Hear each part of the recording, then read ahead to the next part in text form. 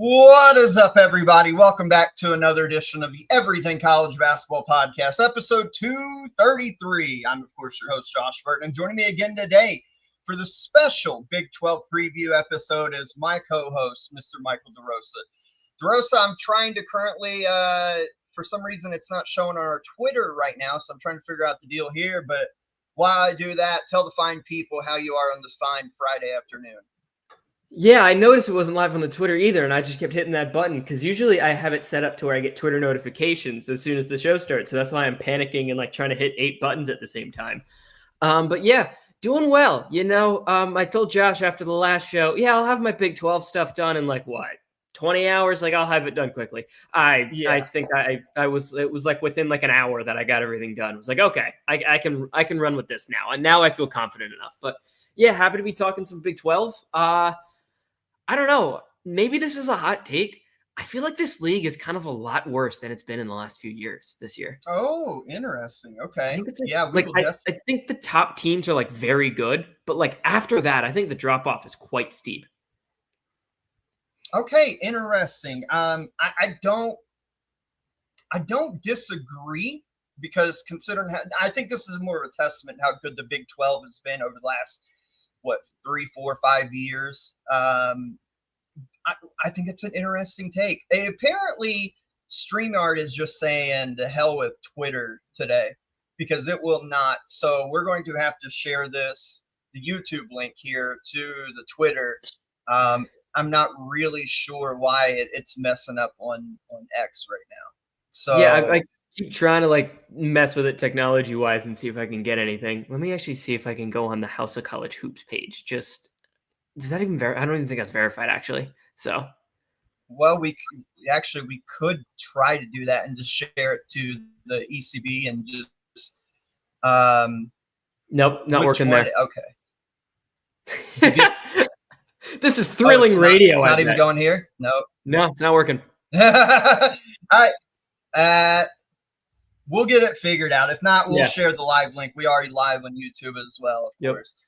For some reason, man, technology, StreamYard does this sometimes where you'll have your Facebook linked and then you go to put it as an option for a live stream for one of these shows. And it's like, oh, we can't connect to Facebook no more. I'm like, okay, perfect. Yeah, I got a guess as to why this isn't working, but I'm not 100% certain. So we'll definitely. Why is that? Do you I think someone else is live on the house thing, but I think we're allowed to stream in multiple places, right? Yeah, we've done it before. Yeah, so I don't know. Oh well, show must go on. Let me remove and then try to add it back. I don't know if you've tried that as well. Live radio, ladies and gentlemen. Live radio. I wonder if something to do with whatever. We'll deal this. It'll be a YouTube exclusive podcast today. I guess that we'll just have to re-blast around. So, but nonetheless, I wanted to open today's show up because I got called out, rightfully so, for not apparently knowing who the hell Isaac Trout was when we did our Big East preview the other day. I said some erroneous stuff about him that made me look very foolish. I also wrongly said that Bryce Hopkins and Zuby Ejiofor, who are now one's now with St. John's, one was there with them last year, but for their amazing run, were former Big East Players of the Year. I promise you I know who all these people are and their accomplishments, but you rightfully called me out. Let me explain real quick, and I don't like excuses because, there's been a lot going on. I'm getting married next Saturday. When you're producing 2 hours of content, sometimes things kind of slip up. I was, unfortunately, because we just got done talking about Butler and Anthony Robinson, who had transferred from Virginia, I got it conflated with Isaac Trout, who we then talked about Creighton. And I said he couldn't shoot a lick, which is erroneous because Isaac Trout, I think, finished last year with like 38.9% from the three-point line. So I own up to my mistakes. And there's the Bryce Hopkins, Zuby Ejiofor thing. 2 years ago, I believe it was, ECB gave Bryce Hopkins the Big East Player of the Year. And then last year, I think we did the same for Zuby Ejiofor, I believe. So I got those conflated with the actual official Big East awards. mistakes happen. I owned up to it. Big East fans, you guys are ruthless. Like, you are ruthless. No surprise Creighton fans are really angry about that when they haven't won anything of significance since they've been in the Big East. So I'm not surprised. I love it. I love it, man. But nonetheless, I mean, look, I did feel bad. We got some really nice comments, and then I started seeing some of those going viral a little bit, and I was like, oh, shit. I didn't even realize what I said. Because you know it, like, you produce stuff sometimes, and you're just like, you say stuff, and then maybe you get told later, or whatever the case may be. I mean, you say a lot during 2 hours. I can guarantee you I'm going to get something wrong on this show. I can promise that. Oh, I've got copious notes here on the Big 12, and I guarantee you somebody's going to be like, oh, but that actually, he didn't shoot that, or he didn't do. I mean, it happens, guys. When you produce a lot of content, unfortunately, you're going to get some stuff wrong. It's just the way it be. I wish this Twitter thing and StreamYard would figure this shit out. It's driving me nuts. Costing us some live viewers here right now. So really, really driving me insane here with the whole Twitter thing right now. What's up, Connor? Look at Connor McCabe showing up in the live chat yet again. Yeah, we're just going to, I guess, post this. Yeah, we're just going to go. Yeah. Video, take the YouTube video because I don't understand why it's choosing not to work. StreamYard's got to get this figured out. But what's up, Connor? Thank you for joining in, as always. Since we are only on YouTube, unfortunately, right now, because StreamYard and Twitter are having a little beef right now. Yeah, if you're watching along with us live, leave a like on the video. We greatly appreciate that. Hit subscribe if you like what you see and hear. That greatly helps the channel out. And share this around so it gets out to more viewers and more eyes here. Connor says, go Jayhawks. Didn't get the YouTube notification. So I'm like, nah, Connor, you're all right. We're just going over some technical difficulties here. I mean, you missed everything, actually. Yeah, I mean, Connor, you just missed everything. Everything. So my God. The show's over. Thanks for coming out, guys. But yeah. Let's go ahead and get into it now. I mean, look, 16 teams in this league. The league, like we mentioned just a few minutes ago, over the, what would you say, last 4 or 5 years in particular, it's always been a pretty good league. Kansas, when they were dominating for those many years in a row, I think, what was it, 12, 13 years in a row they won the league. But they always had teams, whether it be Texas or Texas Tech or Oklahoma when they were in it, or Kansas State came to the forefront, West Virginia, so on and so forth. Then it got stronger last year, or I guess 2 years ago now, when they added Houston and Arizona, and the strength of the conference. I think the depth got a lot better. BYU, as we saw, Iowa State's been towards the top over the last decade. This has been a very good league. But I think, to your point and what we'll get into, in those years, you can make a case for what, Michael? 8, 9 teams, sometimes 10 teams. Yeah. Before it expanded to 16 as well. This year, I see 7, maybe 8 that can are legitimate NCAA tournament to get in and to win a game or two, at least in this NCAA tournament. To win a game or two? 3, 4, 5, I'd say 6, 7, I think. I'd say 7 max can win a game in the tournament. Yeah, those are the teams I'd be like pretty confident can make the tournament. Then after that, I don't have faith in any, like the few teams that are like consensus in the middle of the pack are teams that fail my cardinal rule of do not trust bad coaches. So yeah, just going on that. And it's like, yeah, the teams at the bottom we'll talk about pretty quickly because I really wish I had more to say, but we've actually gone very long the last couple of shows. So I feel like it's better to not have too much to say about, like, I don't know, the worst team in the league, Arizona State. Oh, so you think Arizona State's the worst? Oh, okay. We're definitely getting into this right now. Oh, let's start at the bottom here. While I try to get our Twitter account here figured out. You have Arizona State dead last. I have Colorado. Explain your case, because I actually have Arizona State in 11th. I don't think they're great. I don't think they're necessarily terrible, but I think they're somewhere in kind of that lower third of the conference. So I'm curious as why you have Arizona State dead last. Yeah, I really want to hear your explanation because I don't think they have a single high major caliber player on this roster. Well, they brought in a lot of JUCOs, so we don't know. JUCO to Big 12 is a massive jump, and it is. Granted, TCU has a kid that I watched in the JUCO. I think is the best JUCO kid in the country, and he's probably coming off the bench for them.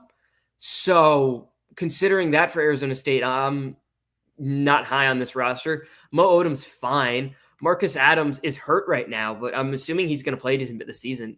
I don't know. He was fine at Northridge, but before that, he was pretty much unplayable at BYU and Gonzaga. So do I think he's going to be an elite player on a Big 12 team that can win games? No. Do I think this? By the way, sorry. We got the Twitter link working now, so we are now live on Twitter. There we go. I updated the password. I'm sending that to you. I didn't mean to cut you off. Go ahead. You good. Yeah. But yeah, that would kind of be like it for me. Like, I don't think Marcus Adams is anything special. They have a bunch of JUCO kids. Okay. Mo Odom, I don't know. I don't know how much he translates to the high major level. I think this seems like really bad. Like, let me put it this way. This is a team I'd pick to finish middle of the pack in the Mountain West. Oh, in the Mountain West? Yeah, this seems bad. This roster's really bad. Okay, so here's the deal. When we look at Arizona State, everything you said is very much correct, right? We're talking about they're bringing in a lot of JUCOs and they're replacing a lot. Like we just talked about the Big East with Josan Sanon leaving and going to St. John's. We talk about Jaden Quaintance leaving, obviously their best talent, leaving to go to Kentucky. They lost a lot, so Bobby's trying to hit the JUCO ranks, which we have seen work years. We have seen JUCO talent make that jump successfully into a high major league like the Big 12 and Arizona State. But I think the problem is where maybe you'll agree with, maybe it's what you're saying is if you did one JUCO player that you were expecting, like Auburn's got the kid that everybody wanted. He wasn't JUCO, but he was D2. Like you can handle one, but they're expecting 3 or 4 JUCO kids to come in and be big time contributors right away for Arizona State. You're talking about Odom in the backcourt, the Pepperdine transfer. Last year at Pepperdine averaged 13.1 points, 7.5 assists, 2.5 turnovers, but also shot 37.9% from the three-point line, made 58 of them in 153 attempts. A couple of the JUCO transfers. Wallace, what's his first name? I just lost my VJ, right? Yeah, VJ. Oh yeah, Wallace. VJ. Yes, VJ. Sorry, all my stuff's messing up here. VJ Wallace coming in from Triton College there in the JUCO ranks. 15.7 points, 5.9 rebounds, 3.2 assists. That's a good stat line. But the problem is he's not much of a shooter. He is very much a downhill, let's make contact. I think they said over the last 10 games of the regular season last year for Triton College, he averaged 8.8 free throw attempts per game, which is good. That translates anywhere. The thing about getting to the foul line is that translates in all levels of basketball because you become a downhill driver, find yourself get contact. Here's the Can I stop you right here? Sorry, I don't want to be an asshole, but no, go ahead. This kid is 175 pounds. You really think he's going to be driving the lane on some Big 12 defenders? Well, look, how many 175-pounders have we seen do that? Even small. He's 6'5", 175. He's built like me. No, he is a very lean guard. I will give you that. Very lean. But again, and this is a terrible comparison, but it's the first one that stands out. Kevin Durant was 6'11" and a $160. You know what I'm saying, though? So he's not Kevin Durant. I don't mean that. But we see thin guys all the time. And Chad Baker-Mazar. I know he's older, so he has a little bit more of a grown man frame, but he's still very lean. He was, $180, $185 maybe? Yeah. And he would get to the lane. He's taller than VJ Wallace. Get to the lane and make things happen. So, plus, I think there's a benefit of being a little leaner because you know how refs are in today's game. They'll blow the whistle and anticipating a foul call. If he goes in, throws his arms up, starts flailing around, it's a little easier to draw contact that way. But that's kind of what he was known for at Triton College. He's a big-time scorer. He rebounded well in the JUCO level as kind of a wing guard, just shy of 6 rebounds a game. Can he do that at Arizona State in the Big 12? We'll see. If he can get 6 rebounds a game in the Big 12, I think he's really cooking with something. I think that gets cut in half. He probably averages less than 3 a game there. But his whole purpose, I do believe that Bobby Hurley brought him in, is to be another scoring threat in a downhill driver sense. We're talking about another transfer here from UTSA, and Adante Holloman. He led the Sun Belt in scoring at 16.9 points a game, shot 41.8% from the floor, 38.6% from 3. I think he is a good addition because he does have D1 experience in a pretty decent mid-major conference. The problem is you're talking about size with VJ Walls. He's 5'11", 175. Is he going to be able to shoot 42% from the floor and 38% from 3 in the Big 12 coming from the Sun Belt? I don't know. And the guy that intrigues me the most on this San Diego, Arizona State roster is Santiago Truitt. 6'11" junior, played last year at San Diego. He averaged 8.7 points a game, 6.8 rebounds. He had a game against UC San Diego that we saw in the tournament last year. Should have potentially beat Michigan in that great first-round game. He had 20 rebounds. That will translate. 6'11", has D1 experience, has played against some tournament-quality teams. I don't think he starts for this team right away. He's an Argentinian player. I think if he can continue to rebound the ball, be a lob threat and a rim protector in that sense, and rebound that, he's not going to get, let's be honest, he's not going to get 20 rebounds against like Houston or Kansas or anybody like that. But if he could get like 6, 7, 8 rebounds a game, I think he becomes probably their starting center by midway point of the year. I think he, of all the players they brought in, is the most intriguing prospect. He shot 40% from the field. 40% from the field. Yeah, he's not much of the offensive threat. I get that. But look, you're trying to find – I don't want to be too negative on all these teams. You're trying to find positives. I do think that a dude like that, though, 6'11", that is at least a willing rebounder. When a lot of bigs today, with the modern game, a lot of bigs are like, yeah, I'll rebound if it's in my area. If not, look, baby, I'm trying to show flash for the pro level. I'm trying to show I can shoot threes. I'm trying to be a distributor at the point center role. Look, I at least appreciate a dude who's going to go try to get 20 rebounds. Whether he does or not, I appreciate it. So I'm at least trying to find some positive here. And I think Santiago Truitt is at least somebody worth to keep an eye on for this Sun Devil team. Yeah, I'm just going to leave this one here. Bobby Hurley couldn't win with, all the guards they've had over the last couple of years. And then last year, you had Jaden Quaintance. And now you're going to expect me to have him win with Santiago Truitt.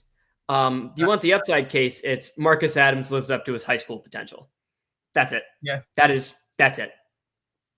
I was trying to get the Twitter thing. What did you say his injury was? I don't remember. Was it a foot? No. I don't remember. I can't remember if it's a foot or what it is. But so I'm a little higher, obviously, in Arizona State, but I still have him 11th. You have him dead last. I have Colorado in dead last. And look, I have Colorado 15. Okay, so let's just talk about it at the same time then. Yeah. When you look at the roster here for Colorado, what excites you? Like they're dealing with if you go by the depth chart here, Bengot Dak, who's slotted in, their 7-footer, slotted in to be their starting power forward, is currently injured right now. They bring transfers, Barrington Hargis, and that's really about it as far as the transfers go. He's slotted to be their starting point guard. Give Buffalo fans a little bit of hope if you can, because I don't see a whole lot. And Hargis can score the hell out of the ball. He can score the hell out of the ball. Yeah. That's it. That's the upside case. Malone wasn't too bad last year. He was okay. If I remember correctly, he played pretty well in that UConn game that they ended up winning. But that's it. Like I wish I don't have too much more to add on this roster. You're relying on a lot of development on a team that was, all things considered, pretty bad last year and lost some impact pieces. A lot of freshmen. This freshman class is massive. They have 1, 2, 3, 4, 5, 6, 7, 8 freshmen on the roster. Maybe one of them is just amazing immediately. But yeah, I will. That is everything I have to say on Colorado. Hardress is fun. Yeah. I don't know how you feel. We've talked a lot about Tad Boyle over the years on here. I think he's actually a pretty good coach. I agree. I don't think this roster is going to do him any favors. Agreed.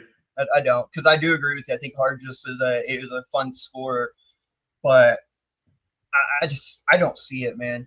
I think this league, with it being as competitive as it should be, even if it is down a little bit, I think Colorado's going to struggle. I have them dead last. You have them 15th.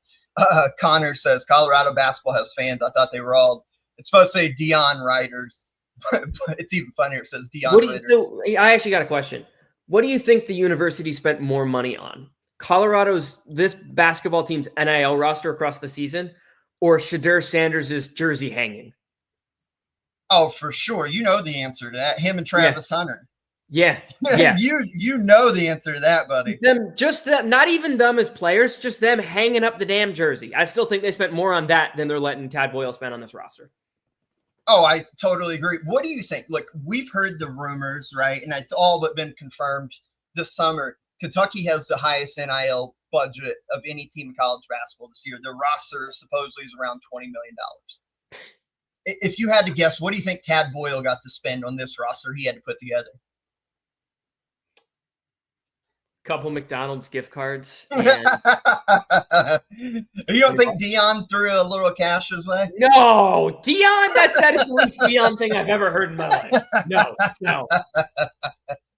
So you have Colorado 15th. I have them dead last. 15th for me is UCF. Okay. I'm really. I am struggling. So you're a little higher on than I am.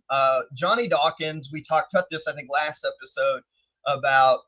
It's seemingly every time he's on the hot seat, he wins a couple games that he shouldn't, and he's back off the hot seat. I just don't see it with this roster this year. They bring in Arturo Dean from Oklahoma State, who gave the Cowboys 7.6 points, 3.1 rebounds, 3.4 assists. Played a 97 career college games. His average overall for his career is actually pretty good at 10.9. Numbers down last year with Oklahoma State. His first 2 years at Florida International. So what that leads me to believe is with the numbers dipping, he was really good at the mid-major level for Florida International. Not really good, but good enough. And then he moved up, kind of got a little bit of wake-up call because he's a smaller guard. Numbers dipped, and he's trying to figure out his place. He'll probably be the starting point guard for UCF this year. But when you look at this UCF roster, man, Devin Cambridge in his 7th year of college basketball, and what's he produced so far? And I don't mean to be disparaging, but what's he produced this year so far? That's in his first 6 years.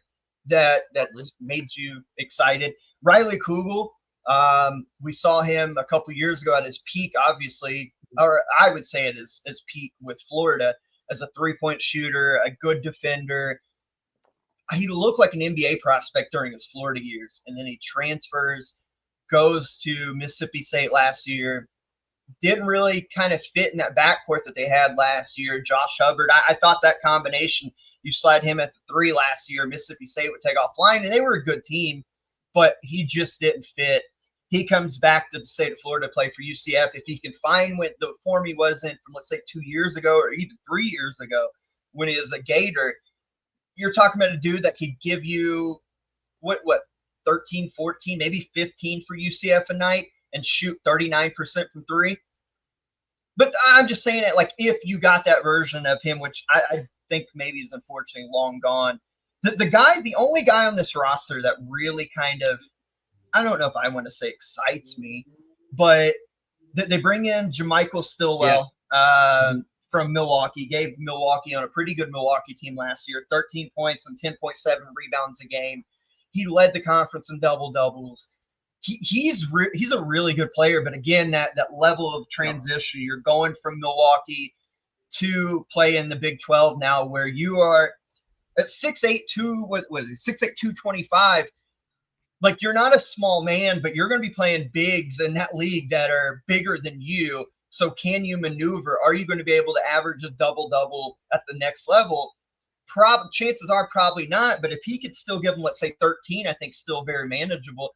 But let's say his rebound numbers drop just a bit and he gets 8.5. That's still a really good campaign. I think he's a player for UCF to be excited about because he was very good at Milwaukee last year.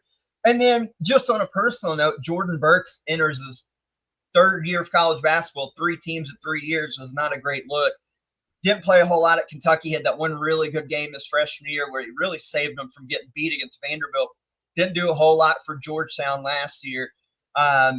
I don't know. Like, I'm hoping this stop works out well for him here. But to me, there's not a ton to love about UCF unless, I'll say the caveat, unless Riley Kugler gets back to Florida form and JaMychal Stillwell can continue to produce at the level he did at Milwaukee last year.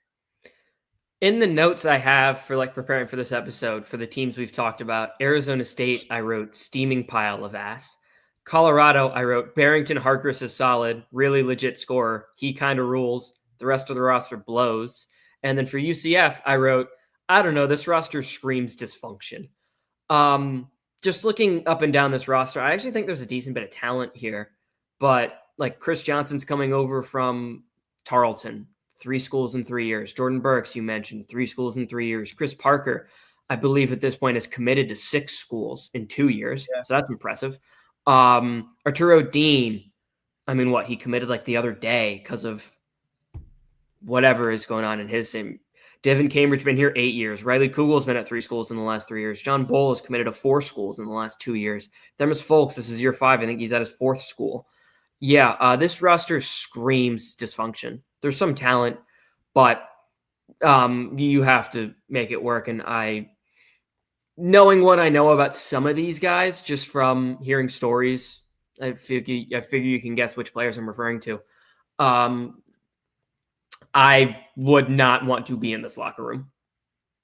No, I think you said it perfectly. It's almost the land of the misfit toys. It's last chance to you. 100%. That is a great analogy. And I think this could be last chance to you, even for the coach. Mm-hmm. Johnny Dawkins, I think, is looking around and like, all right, let's bring in anybody that has experience and has somewhat of a talent that's at least showed something at the college level. And let's see if I can make it work. Because if this does not work, I think the whole thing gets scrapped and UCF has to start over completely next year. Agreed. Now, I love that analogy, the last chance you. 14th for me. Oh, actually, let me ask you, who do you have 14th? Utah. Okay, I have West Virginia 14th. Oh, I have them a lot higher. I have them, I got to count here. 1, 2, 3, 4, 5, 6, 7. I have them 8th. Oh, so you love this roster more than I do. So let's talk about Utah because we've had kind of a little bit of discussion here. I'm a little higher on them than you are. Not much. They are 12th for me, so it's not a huge jump. I know you were looking over the roster today. Not really impressed. I have a couple pieces that I feel at least intrigued by. So talk me through why you have Utah down there in 14th. Who on this roster makes a jump shot? See, well, that's the thing. Like, I've got 2 dudes who can consistently. That's the issue, right? To me, that's the issue. Don McHenry is a bucket. Like, yeah, but he's a slasher. He's a slasher. He is a slasher. He is a slasher, but not everything came from the rim, though. I mean, he can make them. See, to me, that was 2 different questions. I am dancing around the question. If you're asking me who can be like that knockdown shooter, I have no idea consistently. Who can even be a competent shooter? These are all negative shooters. Terrence Brown was like 28% from 3. Don McHenry wasn't a good shooter. Elijah Moore was not really asked to return at that Syracuse team, and he was, 32%. He had the reputation of a shooter who couldn't make shots. Butler had Seydou Traore visit, so I remember like looking at his tape. Shooter, no. Defender, no. And Keanu Dawes is actually a piece I like quite a bit. I think he's a very good defender, very switchable in that aspect. But again, he can't hit an outside jump shot. Who on this team can hit jump shots? And then I look at like athletically, are these guys like particularly athletic for the league? Ja'Kai Howard can jump out the gym, but kind of a head case. Don McHenry. Kind of. He started a fight on the plane. On a plane! I know when they're playing. He's the reason Auburn, when they're flying to Houston last year, if I believe, he was part of that brawl that had to turn the plane and ground it. They got kicked off the team. Mm-hmm. So I'm with you. Look, I think you have valid points. The jump shooting is a very much concern. But anytime you add two guards in Terrence Brown, who averaged 20.6 at FDU, and Don McHenry, who gave Western. That's a massive jump. I totally agree. But look, somebody has to score on this team. They're not going to average 0 a game. And I at least like those two that have D1 level experience. Mm-hmm. Western has played everybody from Kentucky to Louisville, and Don McHenry has scored buckets on. So it's not like he's going to be frightened when he has to go play Iowa State. He's played in Rupp Arena. He's played in the KFC Yum Center. He's played bigger opponents. So at the very least, I know Don McHenry is going to be able to score against high-level competition. Terrence Brown, like FDU's played a few in like their non-conference when they've got blown out by 40. But again, you've added two dudes who've combined for 37 points a game last year. I at least think that counts for something. Keanu Dawes is the one that really does kind of excite me. Averaged 18 minutes a game off the bench last year. 8.3 points, 6.4 rebounds. You would think in more of a prominent role sliding into, I'd assume, that 5-man role. I know the depth chart has him as the 5-man. I would assume the 5 unless they slide him to the 4 and move Traore down, and then you put James Okongwu up to the 5. I assume Keanu Dawes plays the 5. But going up from, let's say, 18 minutes to what do you think, like 27 minutes per game, 26, 27, 28 minutes per game? You would think those numbers would jump. I actually think he has a potential to be a really nice piece this year for them. And then Okongwu, here's the thing with him. He did really nice for Akron last year. We're talking about the 6'8", 235-pound senior. Did really nice for Akron last year. Started 28 games, played in all 35, averaged 6.9 points, 7.2 rebounds. Those are solid enough numbers, especially rebounding ball. But he began his career, he had stops with West Virginia and North Carolina. And he did not get on the floor hardly, didn't produce when he did get the little bit of run, but found his level at Akron. The concern we've been talking about so far in this episode is, all right, he's back up in quote-unquote big boy basketball. Can he take what he found last year at Akron and bring it with him back to the high major level? If he can, that's another kind of nice front court complimentary piece, probably off the bench. If he reverts back to his West Virginia, North Carolina days, then it's all for naught. The piece we both agree on is Keanu Dawes. I love Don McHenry. You're totally right with shooting them. Totally right with shooting. That's the thing. I think you need shooters around a guy like Don McHenry or Terrence Brown, and I don't think they have that at all. I agree. I have 14th West Virginia. They bring in Jasper Floyd from North Texas. I mean, they brought in quite a few North Texas guys from those really good North Texas teams last year, which makes sense. Ross Hodge coming in to be their head coach. Jasper Floyd, 36 games last year, 9 points, 3 rebounds, 3.9 assists. Totally fine. You bring in Honor Huff. I guess the gem of this kind of class, you would say, is Trayson Eaglestaff, kid from North Dakota that got really coveted after he dropped, what was it, a 41-piece on Alabama last year when they went up to North Dakota. And then everybody saw, like the nation saw him, like, oh my God, you got this, what is he, like 6'6", white kid that is just torching Alabama. That was one game. We know he's a scorer. Like, we know he's a scorer. I didn't see a whole lot of defensive clips in those games we were able to watch from North Dakota, especially in the Alabama game. So he'll be able to score. You would think he'd be able to give him a three-point lift, probably 40% from the three-point line. They bring in Brennan Lorian, Harlan Obiha. I don't know, man. I think year one Ross Hodge, like he did bring over, I think, 3 kids with him from North Texas, which is a good foundation. They're very used to him. North Texas was really good the last couple of years. Trayson Eaglestaff is a good addition with some length on the perimeter there, a three-point shooter that you need to space things out. I just look at it from my perspective. I'm like, I don't know if they're athletic enough to really compete in a league, especially towards the topper part of the league here. And then I worry at times. Excuse me, I almost choked here. I worry at times defensively how they fit, because I think offensively they can go score the ball. I think the way Hodge runs his offense, I think, is a little bit more of a modern way. They should be able to score, but defensively, I worry sometimes, especially more on the athletic end of the spectrum. So I think just out of safety and precautions, and the other teams I like just a tad bit more right now, I've got West Virginia 14th. That's fair. I think I'm actually going to bump them down to 9th because I'm looking at my list now, and there's one team that's just so much more talented than these other two. That, granted, even though I do think the coach is a stooge, I do think I have to move them 8, move West Virginia down to 9, and then move another team we haven't talked about yet to 10. But just on this West Virginia thing, one, I think Hodge is a very good coach. Like, I really do trust him. Like, I do too. From those protected teams, yeah, they were like quite good. And 2 for me would be, I mean, Huff, Eaglestaff, Lorient, I think it's actually a decent core 3. I think Hunter Huff is a pretty good player. I think he can play on, but ideally off the ball, create a little bit, really good shooter. I think Eaglestaff, we know how we saw him drop 41 on Alabama. We know he can score. Sorry, South Carolina fans, if you're listening. And then Lorient, I think is actually a really good 3-and-D guy. I think with the number, like the counting stats are going to be low for North Texas and probably for this team too, because they played at just such a snail's pace.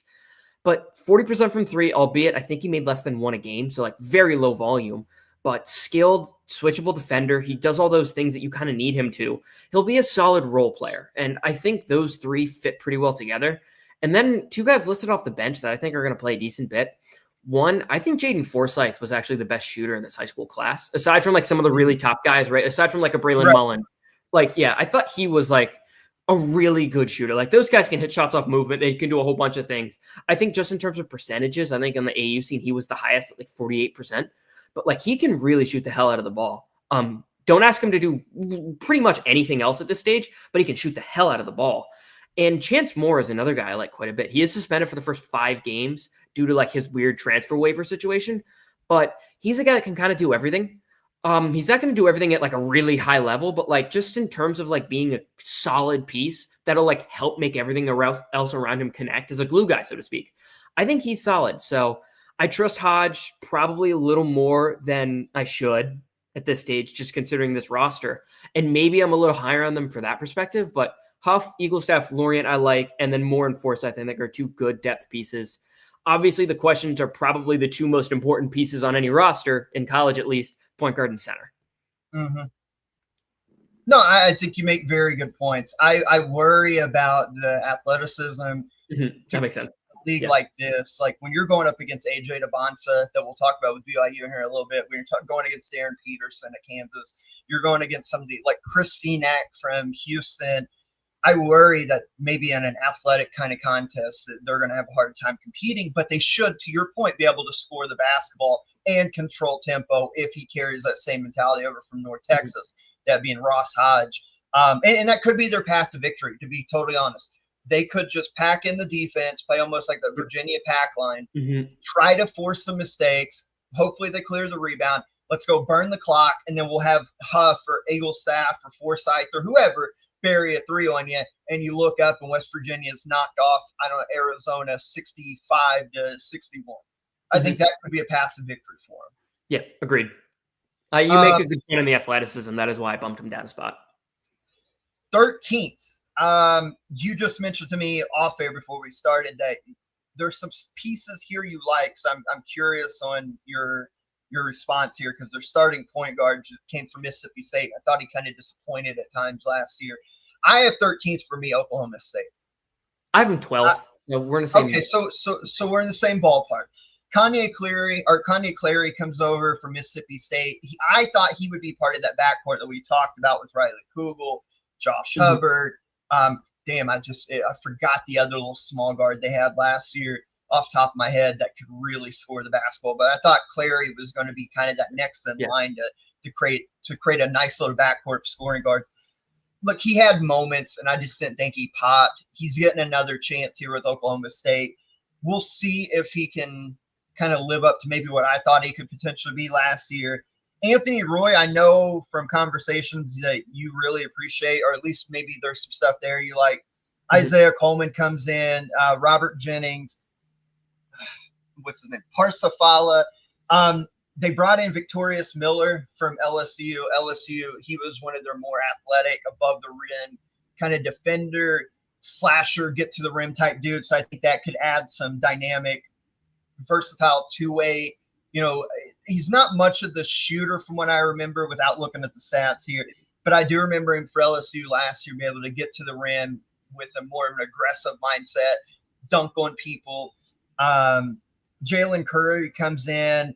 I don't know, man. There's some pieces here, but I'm just not in love with them unless Clary, unless Victorious Miller pop. I don't know. I'm kind of iffy on Oklahoma State, and being iffy in this league is going to put you where I have them at 13th when there's other teams I clearly love more and think that they're better.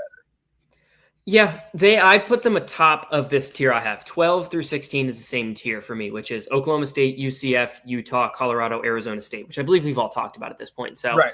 My thoughts on all those teams at this point. Yeah.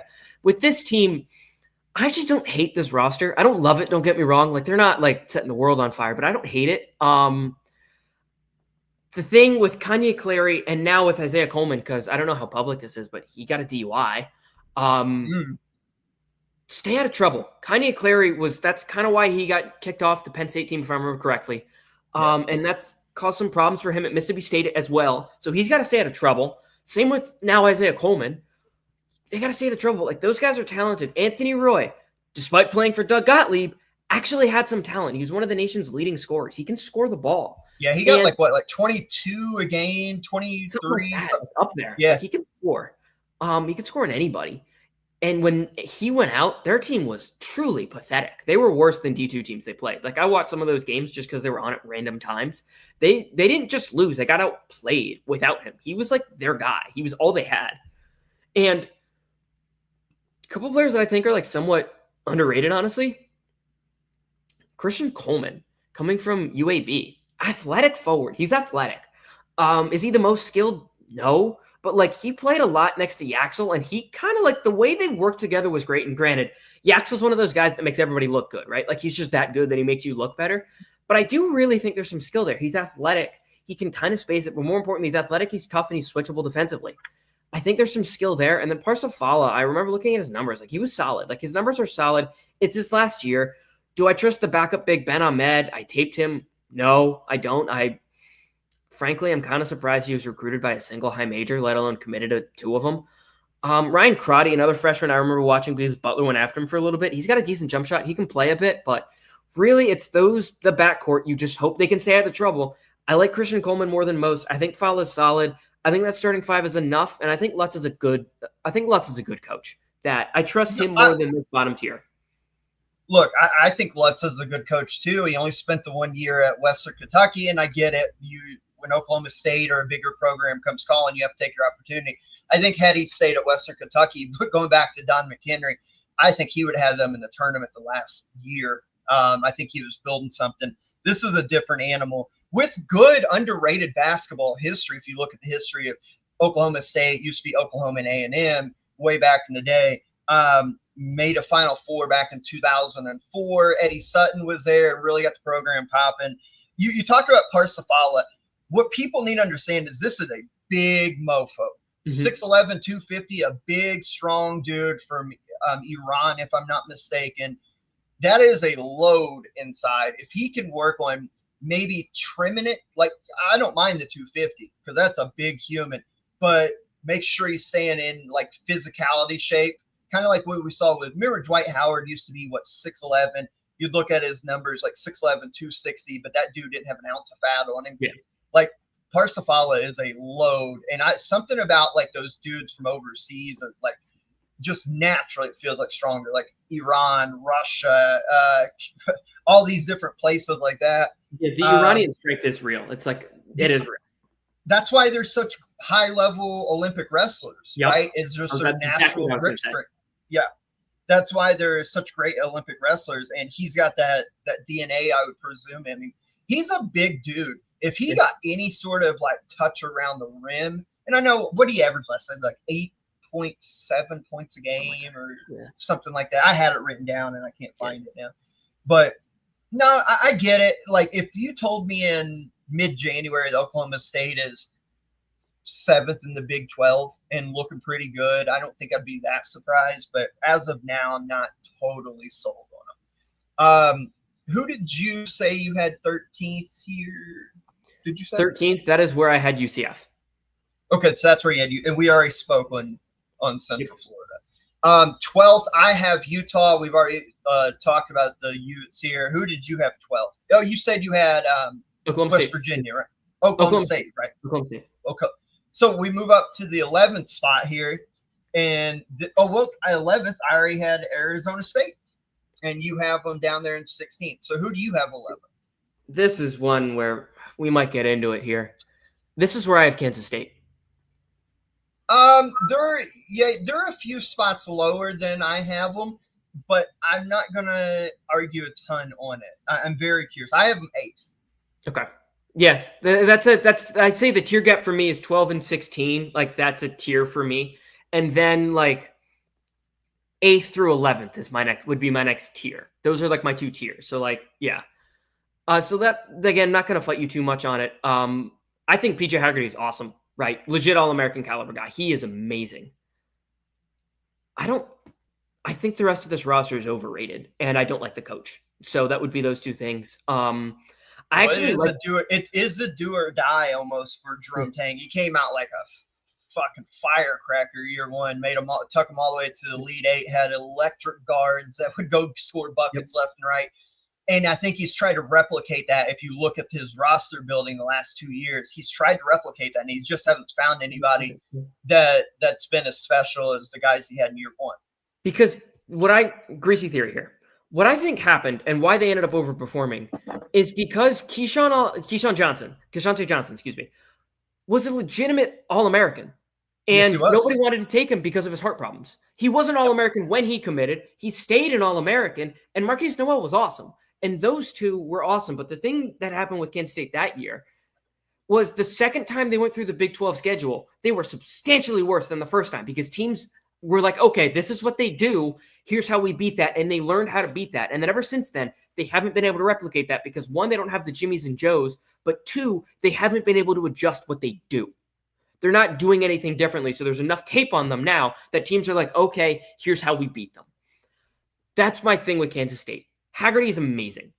The rest of this roster, I don't really like. I like Nate Johnson too.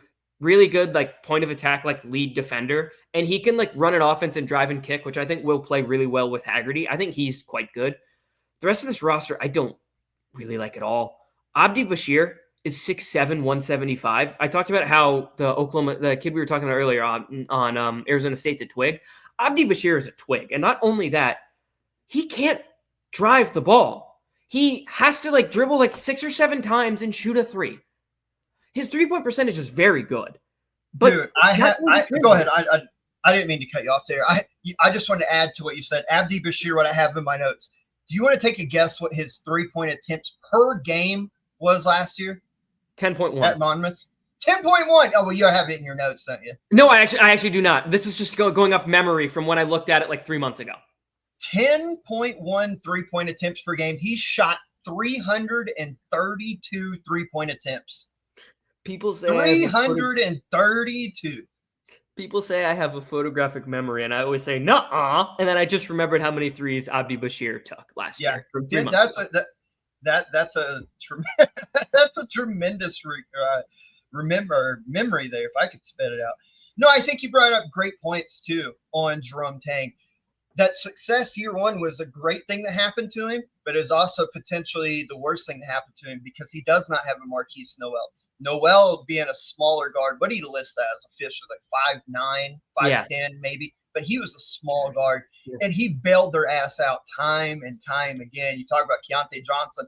I wrote an article a few years ago when he left Florida with the heart issues, went to Kansas State as being one of the better feel-good stories in college basketball that year. He was amazing, to your point, an All-American at Florida. He was an All-American at Kansas State. So you had a great combination. Like you look at last year with Kansas State, he tried to get his Marquise Noel again with Doug McDaniel. McDaniel had really good season at Michigan. He brings him in the transfer portal. I presume gave him quite a bit of money there. And he basically tried to rely on him and Coleman Hawkins as a point forward to go bail their ass out. And they played really good defense last year. In KenPom, they were 36 in adjusted defense, but offensively they were 125, and that's because, again, he doesn't have the guys, and I don't think they run good, clean sets at the end of ball games. Their sets are basically John Calipari light, where it's just like, all right, who's my chucker point guard? Oh, Doug McDaniel? Yeah, man, we're just going to go 1-4 flat, and let's see if you can go make a play. And that's it. And I think he's, to your point, he's doing the same thing this year. He saw PJ Haggerty give 21.7 points a game for Memphis last year on 36% from the three-point line. And I think his shot attempts per game were like 15 a game, by the way. On a pretty good Memphis team we all enjoyed for the most part. You were more of a hater than anybody, but I enjoyed him last year. He went out and brought Nate Johnson in from Akron, who averaged 14 points, 4.9 rebounds, 3.4 assists for Akron. And then you talk about Abdi Bashir, 10.1 three-point attempts per game, 332. He did make 127 and shot a good percentage, which was wild for that many attempts. But he is just a chucker, is all he is. So what leads you to believe that Kansas State's not going to – one of those three guys late in the clock be like, all right, we don't need a whole lot of offense. Just go try to create us a bucket NBA style. And here's the thing that I know I'm talking crap. I have them eighth. I think there's enough scoring punch there that they're going to win some games simply because they outscore some people, because PJ Haggerty goes for 35 or Nate Johnson hits a bunch of shots late or Abdi Bashir of the 300 three-point attempts he makes. There's going to be a game against Texas Tech where he hits 7 of them. Mm-hmm. I think they're going to outscore people because their big three is going to find ways to score buckets, and I think that puts them middle of the league. But everything you said is 100% correct about Kansas State and the fears of why you should probably not buy a lot of stock in them. See, even that Memphis team, they had multiple options you can go to, and Penny runs some like decent offense every once in a while. I think this is just going to be very predictable, and they're not going to have a ton of like, okay, if these teams are able to contain Haggerty, you're not going to fully shut him down, but contain him. I don't think they have a secondary pop option. I think Abdi Bashir would just chuck a 3, or Marcus Johnson. Don't get me wrong. He's got maybe the most fun highlight reel in college basketball because he's 6'7", 265 of pure muscle. He cannot jump over a piece of paper, but it just goes in. His shot just arcs, it goes to the moon, and then it drops, and it just goes in. He is a ton of fun. Definitely doesn't translate to high major basketball. He would be great if you asked him to play 12 minutes and just chuck. Just 12 minutes, 8 shot attempts. That's about like Darius McGee. Now, Darius McGee was amazing for Liberty a few years ago, but Peyton and I saw him live playing. Peyton and I saw him play live. We've told the story a bunch on here, covering the game against Bellarmine. He shot one, I swear, that touched the top of Freedom Hall, and it just nothing but net. And we're like, even oh my God, I was trying to think of Bellarmine's longtime coach, been on the show multiple times. Scotty Davenport looked at us on the sidelines like, did you guys see that? Like, did that touch the roof? And we're like, I think so. So that's pretty funny. But yeah, I mean, look, the upside of Kansas State's scoring punch gives you enough hope to like them, but it also gives you enough, what giveth, they will also taketh at the end of ball games too. So I think some bad shot selections are coming to the Octagon of Doom. But that also could translate to some wins. I mean, Kansas State's one of those weird scenarios where it's like, when it's going good, boys, it's going good. Like, they're going to blow some teams out because that 3-headed monster is going to get rolling. When it's bad, it's going to be real bad. But I do have Kansas State 8th. I think middle of the league for me, in my opinion, is just about right for them. So you have them 11th. I have them 8th. Let's move up into the top 10 here. This is where, I don't know if it'll be controversial with you, but maybe some people around this area. I have Cincinnati in 10th. Okay, so they were the team I was talking about that I just moved up when we were talking about West Virginia. I think I had them 10th when we started. I moved them up to 8th, but you could definitely get me to switch them with another team we're going to talk about in a couple minutes. Well, I'm curious on your end here then. Cincinnati, look, great defensively under Wes Miller. His tenure there, they have been really tremendous defensively. But watching them try to score the basketball has been a struggle. Like the cure to insomnia is watching the Wes Miller-led Cincinnati team try to score. Like, how many games last year? I'm going back through their roster. 67 points. 67, that's fine. 48 to Baylor. 40 to Kansas in back-to-back games. 62, 60, 71, 52, So you get the point.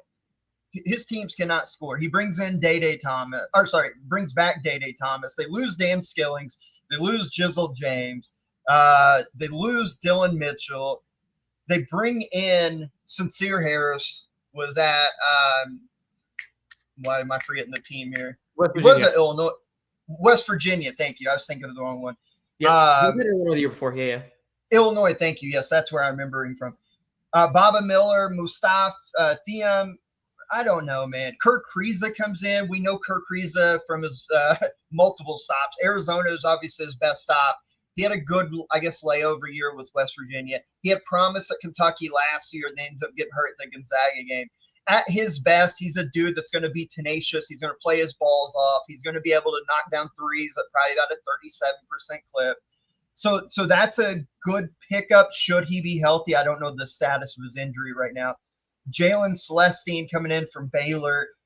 I don't know, man. Like, they needed to address the issues of scoring because defense is going to be there. They're a pretty big team. Sean Abath, 6'9", Baba Miller, 6'11", Mustafa Thiam, 7'2". They've got some good size. They'll be able to defend, but can they score the ball, DeRosa? That's the golden question, because if this team learns how to score at least 70 a game, I think they're an NCAA tournament team because the defense will carry. Yeah, you know my general philosophy when we're doing this. We've talked enough about teams. I just don't trust Wes Miller. If I did, I'd have him a lot higher. I don't trust him a lick.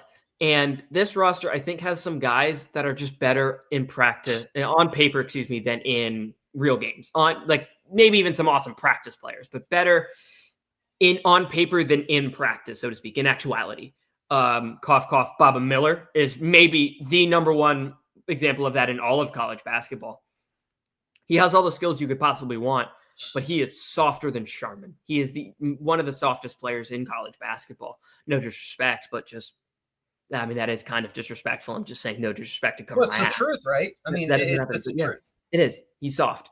I think Mustafa Thiam is another guy that I just think is better on paper than in practice. Like, he's another guy that shot like 40% from the field at 7'2". Okay, great. That usually if you have all the tools to really hit threes and like really stretch out the game, but you're shooting 40% from the field at 7'2", it means there's something off. Shona Bayev, the freshman they have, he's got legitimate scoring capabilities, but he can't really drive the lane. Like, he's an outside shooter. His hot spots would be mid-range and then like left wing three, right wing three, like the wing threes and then just general mid-range. He can't really drive the lane because he just doesn't have the skill level to do that. He's not a creator. He's more a standstill shooter or run off a couple like bubble screens, pin downs, whatever you want. He can do that. There's some dysfunction with Jizzle James, that whole saga that could not be helpful. Even if you add some international players that might have some talent, just dealing with that drama can't be all that helpful. Sincere Harris is not a good offensive player. I don't know if you saw this also. Someone asked him on like his Instagram live or whatever, so to speak, like, hey, was Tucker DeVries really hurt? And he was like, no. It's like, oh, okay. Sure. Well, I mean, that's kind of the secret that's not so secretive if you know where to look. It sounded like old Tucker had some fun at West Virginia last year while not playing basketball. And then that's all I'll say. Yeah. And then Day Thomas. He was fine for them last year. He was probably one of their better offensive players, but I don't know if he's really ready to take that next step into really leading this team. I just kind of think he is who he is, and maybe his numbers take a dip because there's actually guys on this roster that will demand the ball. But they've been very good defensively, and that's kind of been like the core of them. I think this team is much worse defensively. Baba Miller's not a good defender. Jalen Haynes, the backup, was actually a decent rim protector, but at the A10 level, he's 6'8". He's not the same athlete at this level, so I don't know. Mustafa Thiam should be a pretty good rim protector, but again, not too sure. Abayev's not a great defender. Day Thomas is an okay defender. Sincere Harris is actually a quite good defender. But I don't know. This roster, if it was coached by anyone else, I'd really trust. Since it's Wes Miller, I just flat out, until he makes the tournament, I'm going to tell you he's not going to make the tournament, and I'll eat my words if he does, because this roster has more than enough talent to. I kind of view them in the same light that I view Providence in the Big East. Very talented roster. Just make me trust you, coach. I think that's fair. Look, had Jizzle James, that whole scenario not happened, I think I would have bumped them higher than 10th. Despite what you want to think about I think he would have gave them just enough to be in the conversation to be an NCAA tournament contender. The Kirk Kriisa addition is the one I will watch closely. Because despite what you want to think about him, he will give you some shooting that you need. He can play point guard. I think he's better served off ball, of course, but he can give you point guard minutes. He's not a great defender, but he's a good enough to pass by.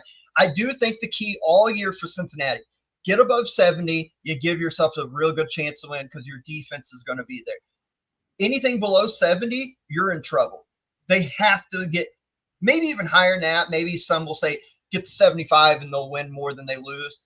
I'll say 70 just because how many games last year that was right around that mark and below, that can't happen. You got to at least get 70 every night, or at least 99% of the nights. I'm looking at the roster, and it's just like last year the roster was also so talented, and they underperformed. Yep. Okay, we'll talk about that team next, but I might move them above Cincinnati again. So I have Cincinnati 10th. You said, who did you have 10th? At 10? Yeah. So that's the team I was talking about. I had Cincinnati at 8. This is where I have TCU. Okay, perfect. I actually have TCU at 9. So perfect. This offense, Josh, it's going to be bad. It's going to be really bad. But defensively, I really think they got some horses, Josh. I really do. David Punch is an awesome defender. He's one of the best in the country. Slachum, I don't know how to fully pronounce his name, so I apologize if I butchered it. The rim protector from FIU. He's a really good shot blocker. Really good shot blocker. And Micah Robinson is long and switchable. And I really don't trust his backcourt at all. Like, as far as I could throw him, I don't trust him a lick. But this Xavier Edmonds JUCO kid is also kind of good. He's kind of good. He's got some game at all 3 levels. He's athletic. He's got the skill to hit some threes. He's not going to take many of them. I don't want him taking many, but he's athletic up front. He's kind of a dog. I like his game. I trust the defense here. They're a lot less talented than Cincinnati. Like, the talent gap is substantial between those two teams. But I think the defense here is probably the best unit on either of these teams. And Jamie Dixon's a better coach than Wes Miller. But the talent gap is so wide. I was about to say, I trust Jamie Dixon. We've seen it for years between his stops at Pitt and TCU, what he's able to do. They bring in Brock Harding from Iowa, 8.8 points, 5.3 assists, shot 39.8%. That'll give him a shooter. Again, Iowa was not the most athletic team year in and year out under Fran McCaffrey. So will that translate? I mean, he does have high major D1 experience, so that's very helpful. It's not like this will be anything new to him. But I do like the fact that they've got a proven shooter at a high major level that's played big-time significant minutes for another big-time program. So I do like that aspect. Jaden Pierre coming in for Providence, 12.3 points a game. You know him as well as anybody from that league. I'm going to butcher the shit out of his name, but they bring in Leo Lelavichus? Something like that, from Oregon State. We're talking about a 6'7", 225-pound redshirt junior, 8.7 points, 4 rebounds, made 36 threes, started 24 of 33 games last year for Oregon State. Look, he's got experience. I'm trying to put this in a way that makes sense. He's a dude that he's not a scoring threat per se, even with 8.7 points per game, that came off more of being in the right spot at the right moments, getting extra rebounds, stuff like that. But I do like your point as a whole about TCU. Jamie Dixon's teams always overachieve at TCU, it feels like.